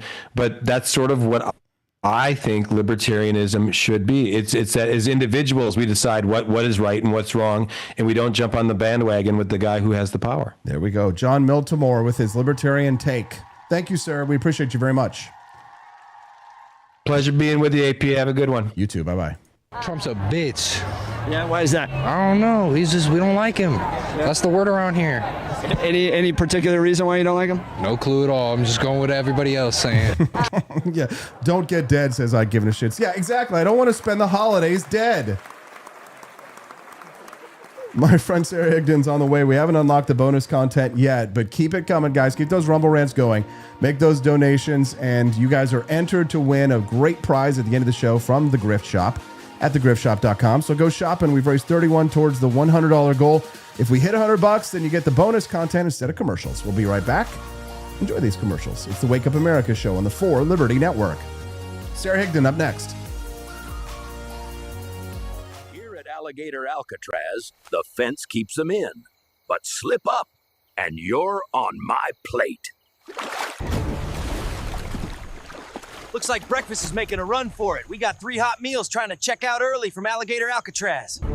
They can splash, they can sprint, but there's no escaping Alligator Alcatraz. Caught 2. The third? Huh. The swamp's got its own way of catching runaways. Mama was wrong. Gators don't need toothbrushes. Just an honest job making America great again.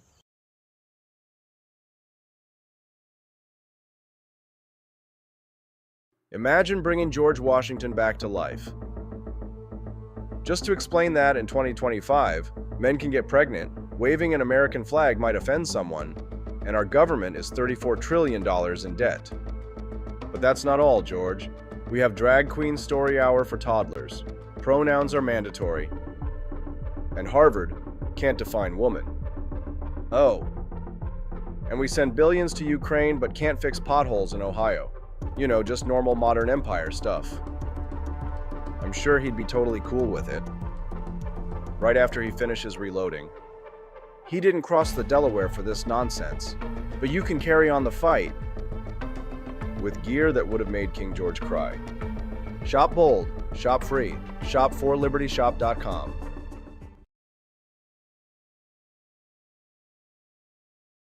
Picture this. It's 1776. Thomas Jefferson is hunched over his desk at Monticello, ink-stained fingers, writing the most radical document in human history. Do you really think he was sipping Starbucks? No. He was drinking something bold, something black, something brewed strong enough to fuel a revolution. That's the spirit behind Founding Flavors, our signature line of liberty-fueled coffee. No soy froth, no climate guilt, no corporate slogans. Just real coffee, inspired by the men who wrote freedom into existence. Every cup is a quiet protest. Against mediocrity, against tyranny, against bad coffee. So this morning, skip the globalist brew. Grab something worthy of a free man's sunrise. Founding Flavors. Now brewing at forlibertyshop.com.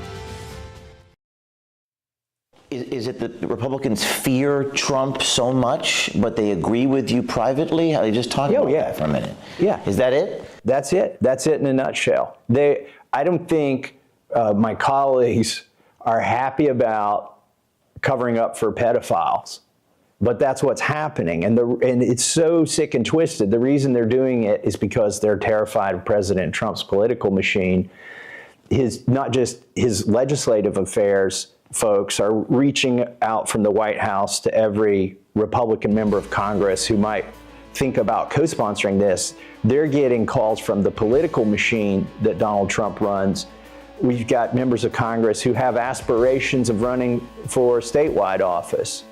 Trump has publicly declared Thomas Massie should be removed from Congress, calling him a third-rate and ineffective loser for the congressman's repeated breaks with the MAGA fold. He's not content merely to attack. Trump has taken action and endorsed retired Navy SEAL Ed Gallrein as a potential primary challenger to Massie, but Gallrein has not officially declared just yet. Keeping you up to speed on what's happening. Good morning, Pineapples, Rise and Freedom. Glad to have you here. Click the like button if you haven't already. So why this fight? So Massie has repeatedly broken with Trump and the GOP on key issues, major budgeting bills, chastising the party's direction, of course. Many people could agree with that, and demanding transparency on the Epstein files. Trump sees these deviations as a threat to party unity and his own influence, and Massie sees this as standing up for principle over politics. For Massie, this is about survival. Trump's endorsement and backing of challengers puts his incumbency in jeopardy. But Massie, of course, is countered with his best fundraising numbers yet, and he uses Trump's attacks as fodder. For Trump, it's about enforcing discipline in the GOP. So what to watch? Question. Will a challenger officially declare to run against Massie? There may not. Or will Massie's fundraising and support hold up under this pressure? And will this conflict push the GOP into the deeper fracture ahead of upcoming elections? Joining us now to talk about this and its impact on the liberty movement in the United States is a big fan of Thomas Massie, Sara Higdon, joining us live here on the Wake Up America show. Hold on just 1 second, Sarah. My button pressing to bring you on here is, there we go. It's transition, and there she is. Good morning. Morning, Austin. How are you? I'm doing good. Thanks so much for joining us, Sarah. You were scandalized that I had a kind word to say about Lindsey Graham yesterday. We got into it online, and I thought, wow, this is a debate that needs to happen in person. So thank you very much for joining us live this morning. And can you tell us what was so outrageous yesterday? What was bothering you deeply about what I was saying? Well, it wasn't just me. I mean, there was a lot of comments under there wondering why you would be defending Lindsey Graham in that way. Mm-hmm. And the matter is, you said what you say. You said that he holds power, and you're not surprised that he holds money and power, and you're not surprised that Trump would endorse him over somebody like Thomas Massie. Correct. Yeah, and so the defense of somebody like it's because somebody like is it a defense, Lindsey Graham or is it just a statement of fact? Well, Lindsey Graham I mean, you could say it's a statement of fact, but you're out there saying that we should be more like somebody like Lindsey Graham when you're saying that we should try to wield power in the same ways as he does. Yes. But Lindsey Graham doesn't stand anywhere on principles. Lindsey Graham stands for Lindsey Graham and himself only. He will go with the flow. There's a reason why he's got an F Liberty score. Lindsey Graham stands on principles. He just doesn't stand on the same principles that you or I do. I think that libertarians should be a lot more like Trump. I'm not saying that they should adopt his views on tariffs, perhaps.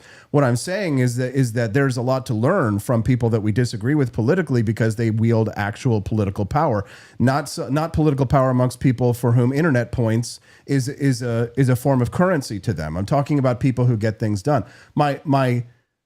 It wasn't a defense of Lindsey Graham. It was a defense of Lindsey Graham's tactics for which he advances the principles that he holds that you and I don't share, and of which we are committed to, in my opinion, self-sabotage and ultimately martyrdom. What I'm trying to say is, ultimately, Sarah, is that I don't want Thomas Massie to get Justin Amoshed, and I think you know what I mean. Yeah, I know exactly what you mean, but the point is, to what end? Like, how far do you sacrifice your principles for this? I mean, the things that Trump has attacked him on are things that Trump himself campaigned on. You know, the biggest things, what has Thomas Massie really disagreed with Trump on fully? He was against the big, beautiful bill, which I think we all can agree was a disaster. He disagrees with him on tariffs, but that's mostly Trump's beef with Rand Paul. Massie hasn't really talked much about that. And then it's the Epstein files. Everybody in Trump's orbit, even up until February, was saying that the Epstein files need to be released. So why is now, when Massie goes out there and he's pushing the stuff that Trump was talking about, he's the one being attacked for it? And it's almost like Trump needs Thomas Massie. What sparked this latest attack on him this weekend? There was really nothing. So I think Donald Trump needs his attack. He needs a distraction for something that he wants to do. It will all have been worth it. That Massie's, what Trump calls grandstanding. Will you say that Massie's lone principled stand on the Epstein files was worth it if they nail his head and his hands to the door of the Senate? In other words, is losing are you going to trade a queen for a bishop? Are you going to trade a queen for a rook here? There's no strategy at all to advance our principles here. It's only self-immolation and self-sacrifice, and it's done all so that people can feel good about getting a lot of likes on a Thomas Massie meme, Sarah. It doesn't move liberty down the aisle. Losing Thomas Massie is a greater crime to our country and a greater threat to our liberty than him taking a stand on the Epstein files. Am I wrong in that? Are you okay with losing Thomas Massie for this principled stand? Will it have been worth it in your mind? Yes or no? Yeah, I think we take a principled. I think we take a principled stand and not defend pedophiles. It was worth it. If Massie loses, Massie becomes bigger than he's ever been. If you would sacrifice our king for a pawn.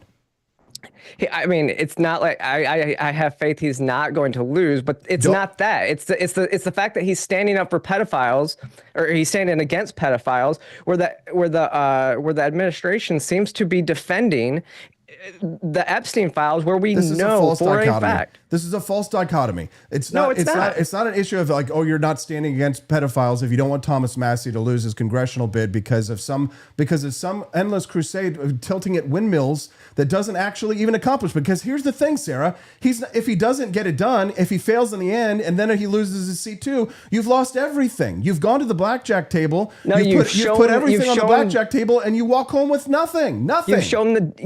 You've shown once again exactly who those in power are willing to defend, and it's pedophiles in this case. So you really think that Trump is defending pedophiles? You can't envision any scenario. You can't envision any scenario, Sarah. You can't envision any other scenario than that's just protecting a pedophile. That there couldn't be any other reason why this is happening. It has to be that reason. You've decided that's what it is. No, so the whole Epstein thing is very important to get out there, because it's not just that. It's who is controlling the deep state. It's who is controlling the power. And yes, so when you're looking at it and you see, the only other reason is that he's seen the files and understands that the files implicate a lot of high-profile people that would collapse the system. That's the only thing that would make sense if it's not to defend his friends and the people he stands by. Do you remember what it was that got Justin Amash kicked out? Do you remember what it was that got him removed? Yes, and it was Russiagate. Yes, and this is the impeachment.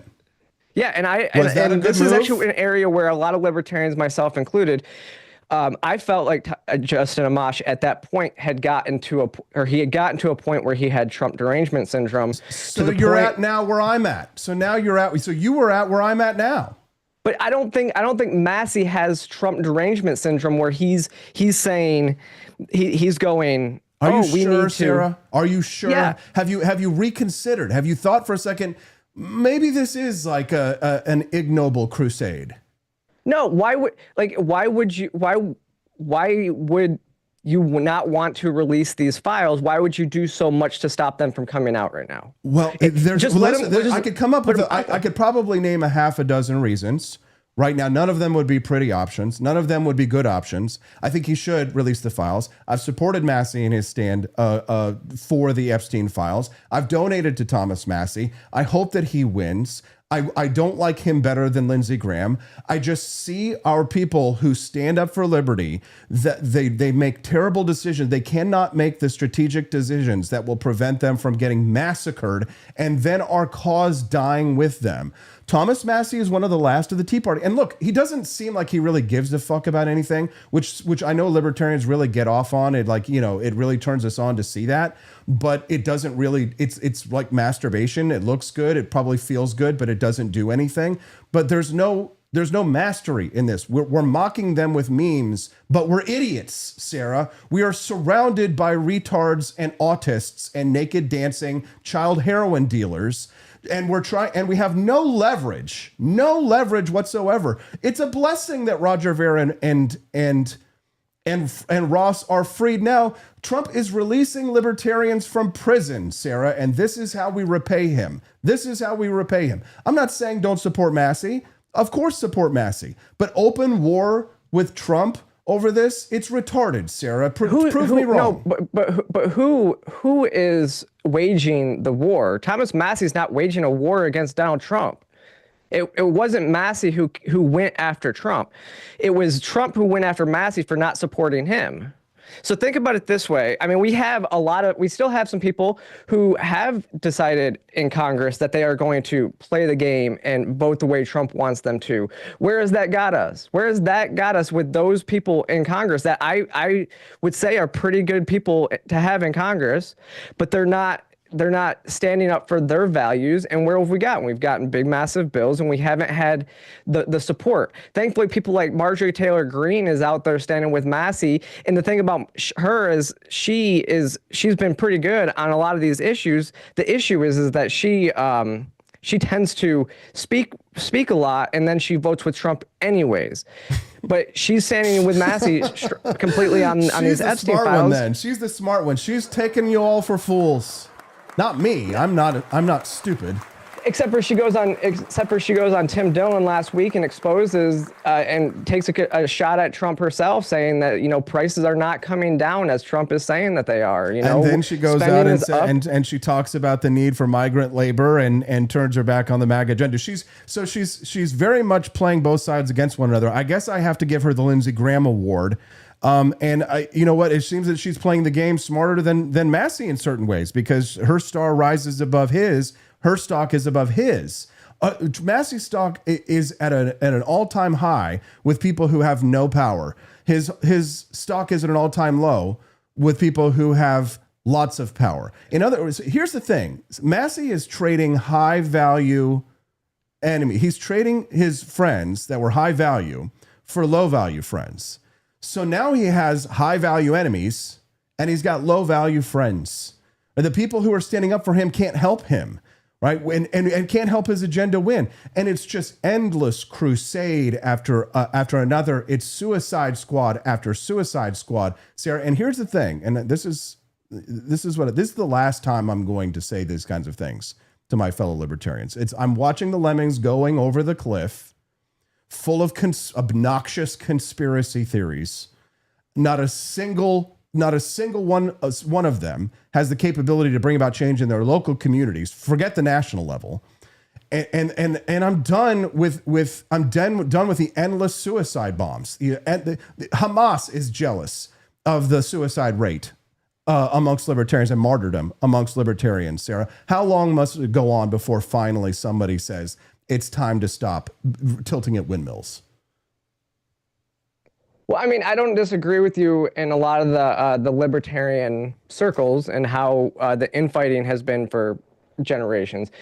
The thing is Trump knew he needed libertarians to win the election, right? So he went to the Libertarian Convention because without libertarians, he doesn't win. Without making sacrifices like trying to get, without getting Ross freed and other things that he's brought, without bringing Thomas Massie into the fold. Thomas Massie and Rand Paul both endorsed Trump. That's the rough part. It's like you can play the game for so long, but then when you actually go to stand up on principles, like say against the big beautiful bill, then you get attacked. So there's no actual way to push liberty in an organization that's so. Do you think that if we were so indispensable to Trump that he would be launching this kind of an attack? Do you think you think that he would do this even if he needed us? You think that is Trump the kind of person to spit in his own eye? I don't think so. But here's the thing: is I think that he thinks that he doesn't need us now. I think he knows he needed us for the election, and now he is going to go back to what he did. He did this to Thomas Massie in 2020 when Massie was the only person that was stand up for the $7 trillion CARES Act. Like that's the thing is he uses people when they need him, and you're only as good as Trump is. You're only as good to Trump as you were yesterday, right? And it's like, what have you done for me lately with Trump? We all know that that's the case. I mean, J.D. Vance was an anti-Trumper in 2016.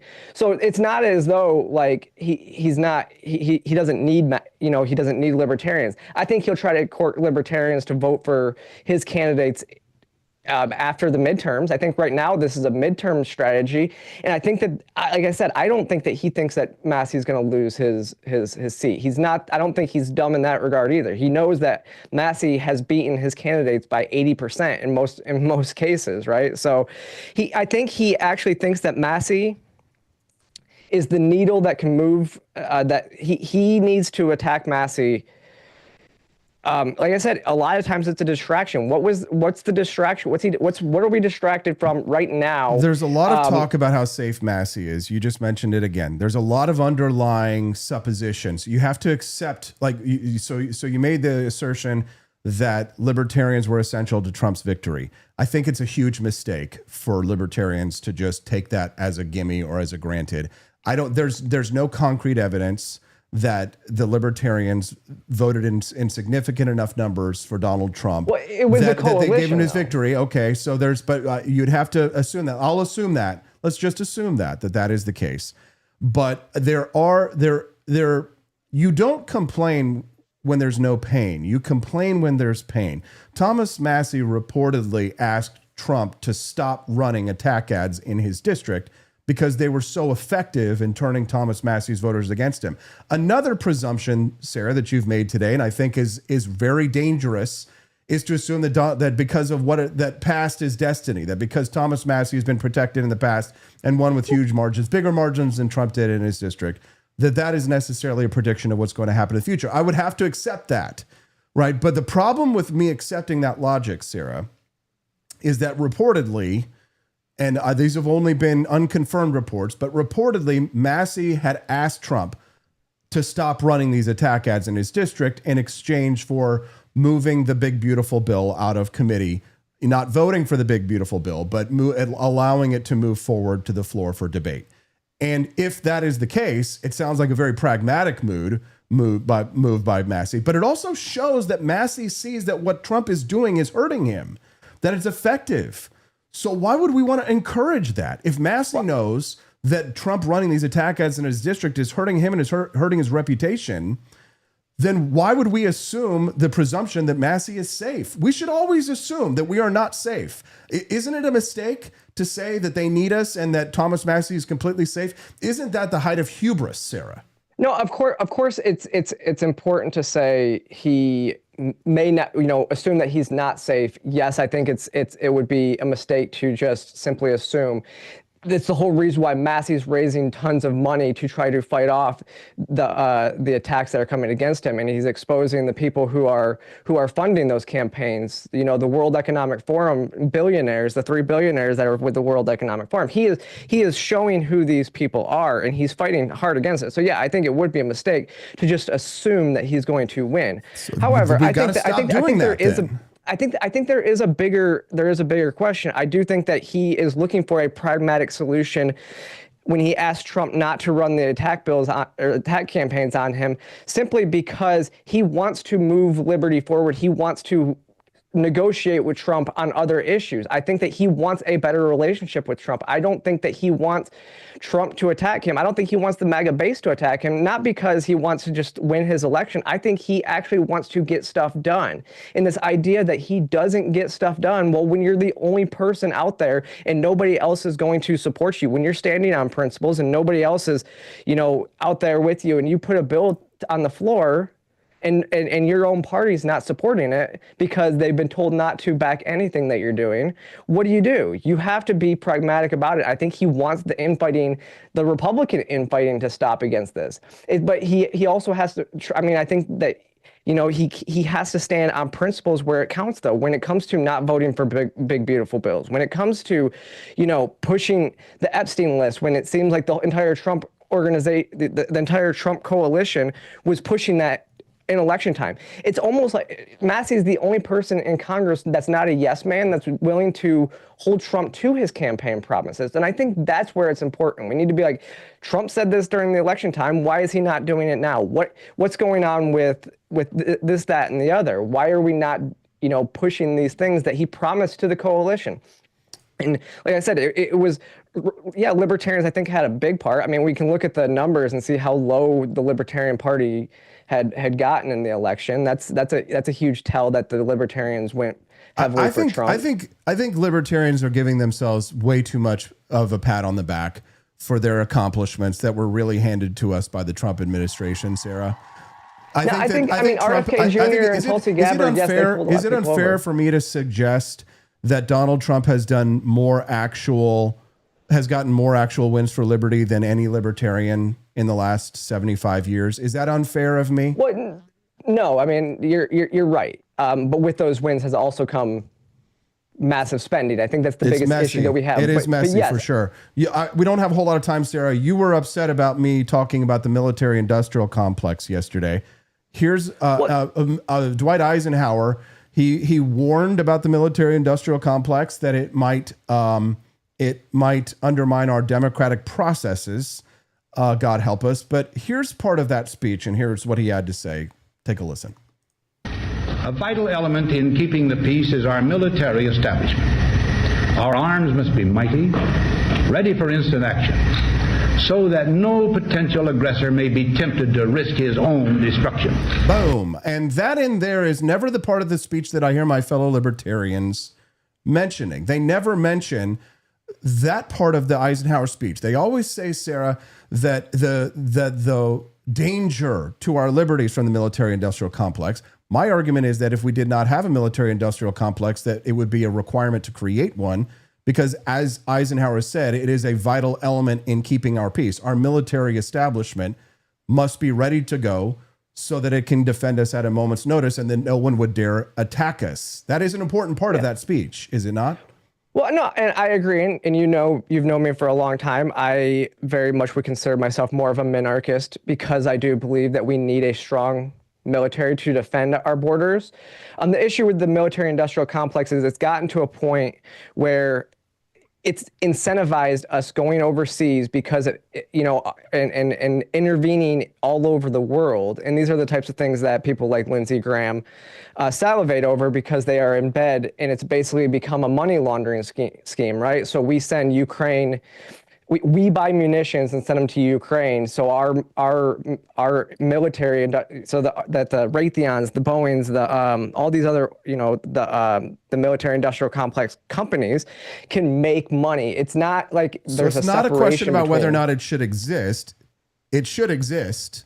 Sig Sauer, Raytheon, Boeing. We need these institutions, but we need to have more oversight over what kind of influence they have over policy. Is that your argument? Yeah, we need to, it needs to be separation between government and military power. I would say, I guess, these organizations, because they get, they're in bed. Like I said, if you're making all these arms and those arms are not being bought, then those companies start to get devalued. But they are being bought. Private. It's a private government partnership. But they are being bought. I think the average American has 2.5 guns.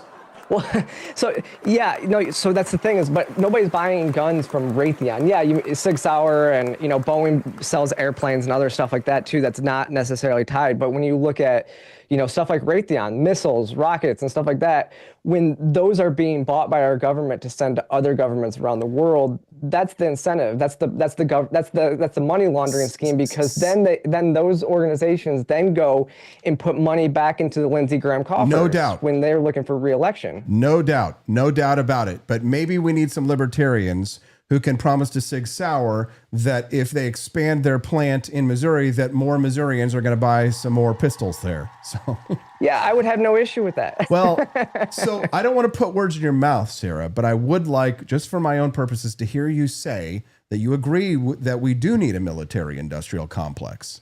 Because otherwise, the other alternative, of course, would be that the government builds the weapons and the ammunition. So do we need a military-industrial complex? Yes, and yes, absolutely. I agree with the fact that we, but the not in when we talk about the military industrial complex, it's kind of like the censorship industrial complex and all these other, the pandemic industrial complexes. It's where the government gets in bed with private organizations that it becomes a problem, and you incentivize the government. That government money gives, it helps keep that partnership going, and that's the problem that we always have is government.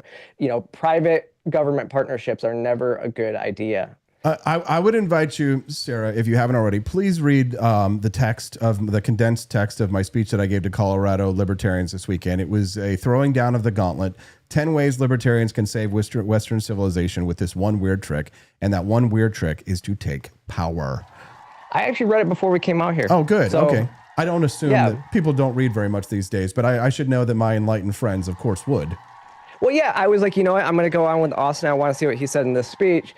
And honestly, I think you're right in a lot of ways. It's the same type of stuff that we've been talking about for years, right? You have to start small. You have to really, you have to take power.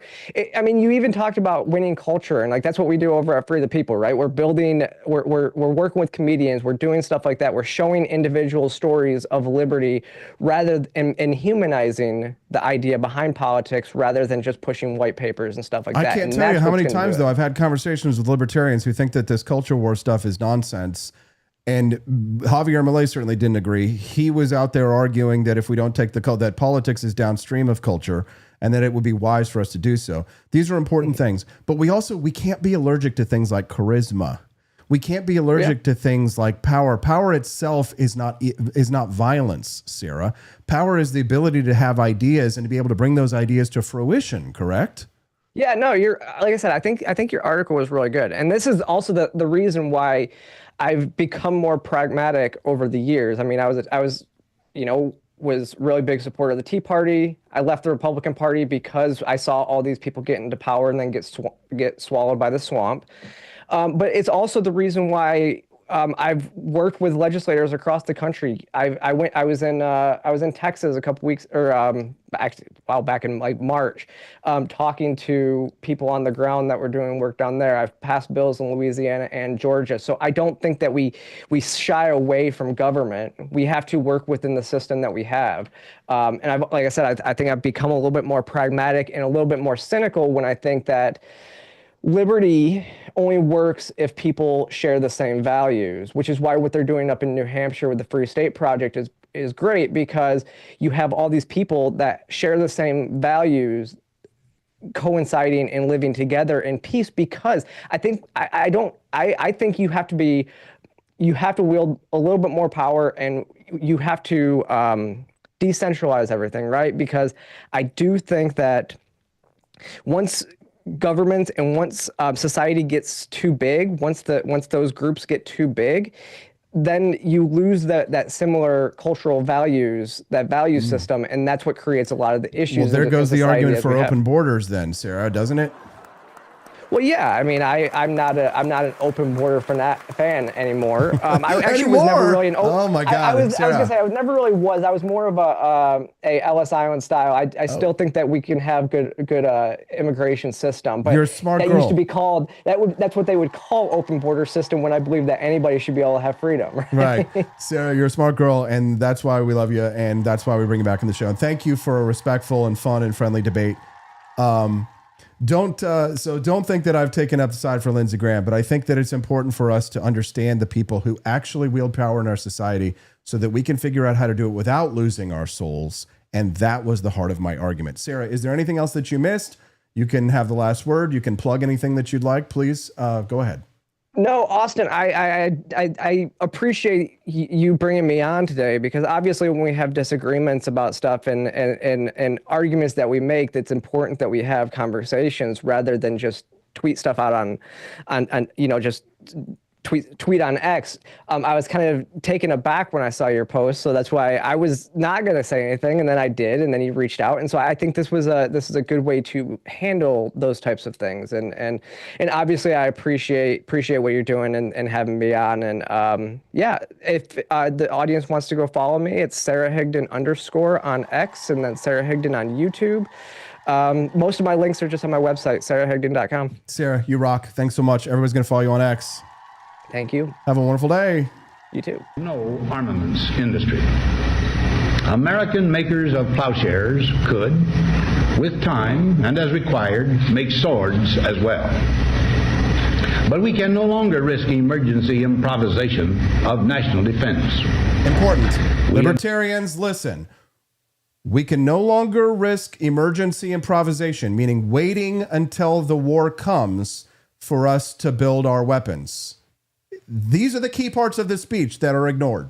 Been compelled to create a permanent armaments industry of vast proportions. We have been compelled to create a permanent armament industry of vast proportions. Thank you, Dwight Eisenhower from Kansas, but we won't hold that against him. It's time, guys. You've unlocked the bonus content. Thank you for all that you do to financially support the Wake Up America show. It's crazy. You know how many people are so mad that you did that? There are people out there who are angry right now, who are hate watching this show and saying, Austin, I can't believe it. They keep giving him more money and more power. More power. How could you do this to me? Yes, but I'm going to take the power back. And if you have donated to this show this morning, it's time to play the game. If you want to join us today, if you've made a contribution to the show, if you've made a purchase, it's time to log in to crowdparty.app. That's crowdparty.app. Did you get your code from Brad? Because right now we're about to play a game of which St. Selma is the only participant. And if that's the case, she's guaranteed to win something. But if you want a 50-50 chance to win, all you have to do is either be a donor to the Wake Up America show or somebody who purchased during the live show over at the Grift Shop. If you did, you get your entry. You should have texted Brad at that phone number on the bottom of the screen, and then he would have sent you back a code for you to join. I now see 2 players out of 50, but I'm pretty sure more people actually donated. And if you did, then you guys are eligible to win. Andy just dropped out. Hopefully he'll come back. But if he can't, then St. Selma is guaranteed to win. We'll watch her play the game, Name the Flag. Oh, Quest Fanning just made it 50-50. Would you like to play the game? All you've got to do is text 573-319-1586. That's 573-319-1586, and you will be able to play our game today. We're going to play Name the Flag. Text Brad as soon as possible. I'm only going to give another very brief period. Here we go. Till the end of the Squid Games, we start the Squid Games. Let's go. Text Brad if you've donated this morning for your code.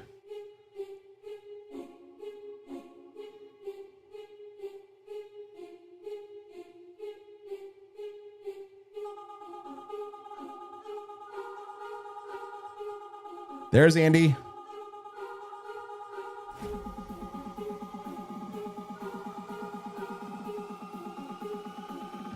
There's Dirty Hippie. All right, we're going to call it. And we're going to start the game. We call it the Great Grift Off. Liberty Loot Live. We're going to play a real live game right now. And start. Here we go. Let's play. It'll be on your screen. Name the flag. Listed right there. Let's name the flag. It should be on your phone. Was it Afghanistan, Papua New Guinea, Egypt, or Libya? 10 seconds left on this round. We've got 12 rounds to play today. We will be gifting everybody who plays. Everybody who plays today is going to win something. That was Egypt. Well done. Next round. Dirty Hippie in at number 1. St. Selma number 2. Quest Andy with 0. Number 1. Name that flag. Name that flag that you see on the screen. Switzerland, Serbia, Slovakia, or Slovenia. Switzerland, Serbia, Slovakia, or Slovenia. That was Serbia. 2 people got that one right.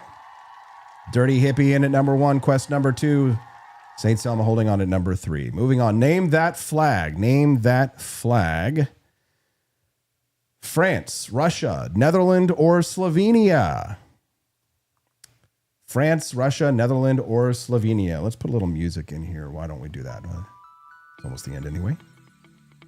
Leaderboard, Dirty Hippie. Quest coming in strong at number 2. St. Selma, number 3.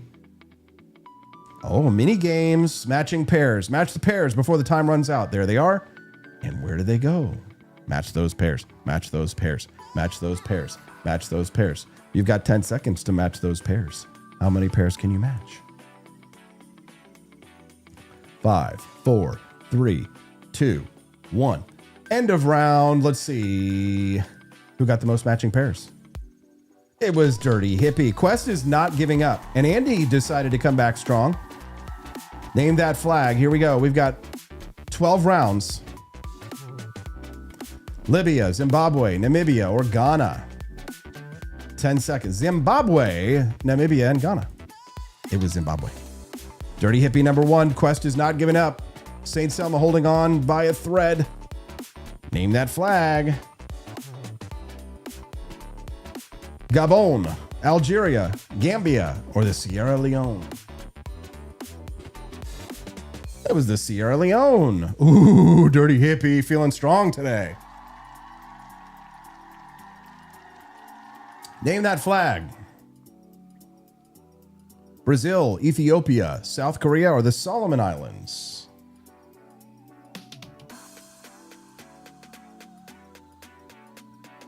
Five, 4, 3, 2, 1. Brazil.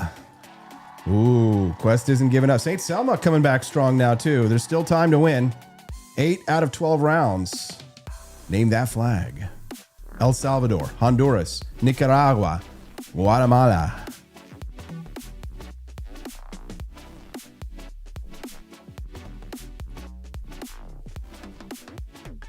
El Salvador.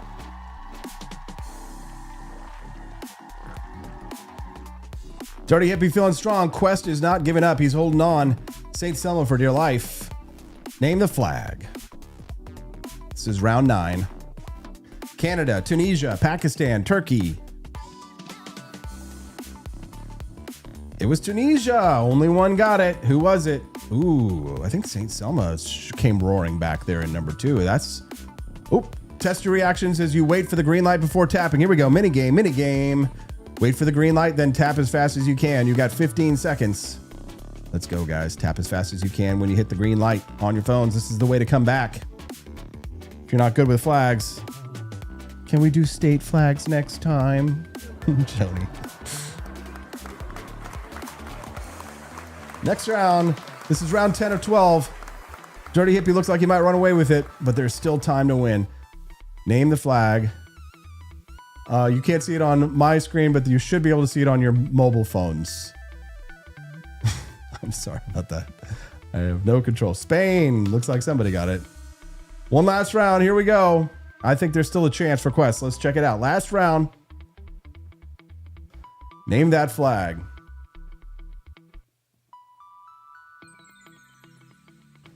Monaco, Lithuania, Sweden, or Iceland? Sweden. Game over. Who was the winner today? Dirty Hippie was the winner. Dirty Hippie, we're going to send you your gift to your text messages. Keep an eye out for it. Drew Van Runkle, congratulations. You are the winner. Thanks so much for all your financial support, guys. Your contributions to the Wake Up America show are amazing, and I am so grateful to have all of you and your financial support. Make a leftist or a left libertarian mad. Visit the Grift Shop. Exit through the Grift Shop at forlibertyshop.com. Make a contribution to the cause of liberty. If you want to see liberty win, then head over to forlibertyshop.com. Every purchase that you make, every dollar that you drop, goes to support the cause of liberty, and anything that's left over goes into the mouth of my hungry baby. See you guys tomorrow. It's the Wake Up America show, and we're on the For Liberty Network. Bye, guys.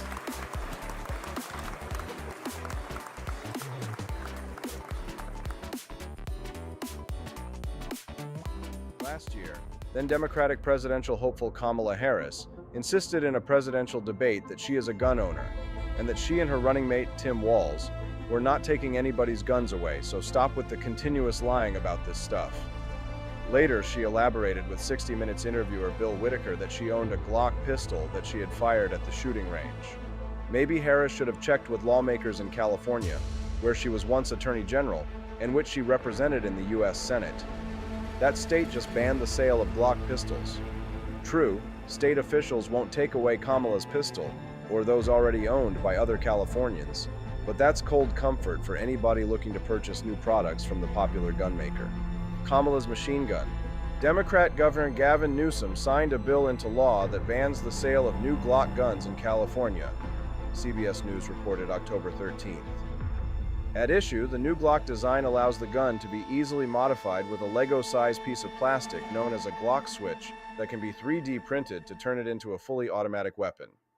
According to California Assembly member Jesse Gabriel, D'Anchino, who introduced the legislation, as parents and lawmakers, we refuse to stand idly by while our schools and communities are being threatened by illegal machine guns. As you would expect from a legislator, this is nonsense. While machine guns are illegal in some states, California technically allows their possession by civilians, subject to heavy regulation, although it strictly limits the issuance of permits. Federal law also allows civilians to own machine guns if the machine gun was lawfully registered and possessed before May 19, 1986, again subject to heavy regulation. But Glock switches, like other devices that can convert a firearm to full automatic fire, have been illegal for years under federal law, as well as banned by Me Too laws in a growing number of states. Glock switches are add-on parts that are not commercially available. Beware of bogus government-run websites that purport to sell them. They've captured media attention in recent years because these things run in trends. In the past, similar attention was given to drop-in Sears, which could turn some semi-automatic rifles fully automatic. Shoestrings can do this with certain models. Those, too, are already illegal, but stories about them play to the appetite in certain corners of our society for scary gun stories. Now it's Glock's turn to be used as a punching bag by politicians. According to Gabriel and his allies, they want Glock to change their guns so they can't be converted. If these companies won't redesign their weapons to protect our communities, California will hold them accountable, commented Assemblymember Catherine Stefani, D. San Francisco. But as CBS noted in its video report, Glock already redesigned its pistols to prevent insertion of switches. California hasn't approved the new design for sale. The preventive feature can be bypassed with DIY modifications, but the same is true of other firearms in a world where people build guns from scratch. In fact, countries that tightly restrict firearms find that underground manufacturers quickly turn to submachine guns, pistol-caliber automatic weapons, because they're easy to make and they're ignoring the law anyway. Blocks of steel bar and tubing are really all that is required to turn these out in any small workshop used for bike and automotive repairs. The Impro Guns blog observed last month of automatic weapons used in a Jerusalem terrorist attack.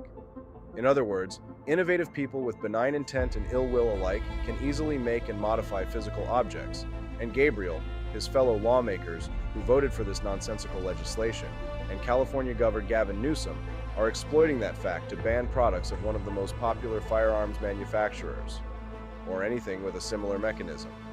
That's because the legislation reaches beyond one brand. The new law doesn't just ban Glock pistols, it defines a now forbidden machine gun convertible pistol as any semi-automatic pistol with a cruciform trigger bar that can be readily converted by hand or with common household tools into a machine gun by the installation or attachment of a pistol converter as specified. Glock is stuck between a rock and a hard place. That means the reliable mechanism which Glock and its imitators use is now illegal for further sale in California. Glock has been flattered with imitators because the company has stuck with a good design. It has slightly changed that design to discourage conversion to full automatic fire, though without winning approval in California. But even if it were to swap its current mechanism for something different, that new design would almost certainly still be modifiable into something that Assemblymember Gabriel would call a machine gun. Of course, a new mechanism created to satisfy politicians' demands is unlikely to be as reliable as the existing one, risking Glock's reputation in return for minimal gain. Gabriel and his fellow legislators claim to be motivated by crimes in which Glocks converted to automatic fire were used. But criminals are as subject to trends as politicians and headline writers. They learn to hold pistols sideways from Hollywood movies, even though it ruins aim, and they convert Glocks to automatic even though it's hard to control a pistol that's running through its magazine on one pull of the trigger because it's cool. They'll be on to something else next.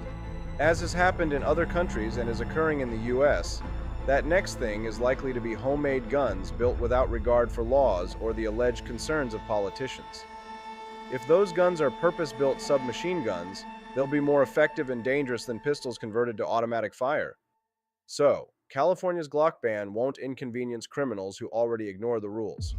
Nor will Kamala Harris's California Highway Patrol Security Detail feel the effects, since police are exempted. Instead, Californians without special connections will be barred from purchasing a popular firearms brand.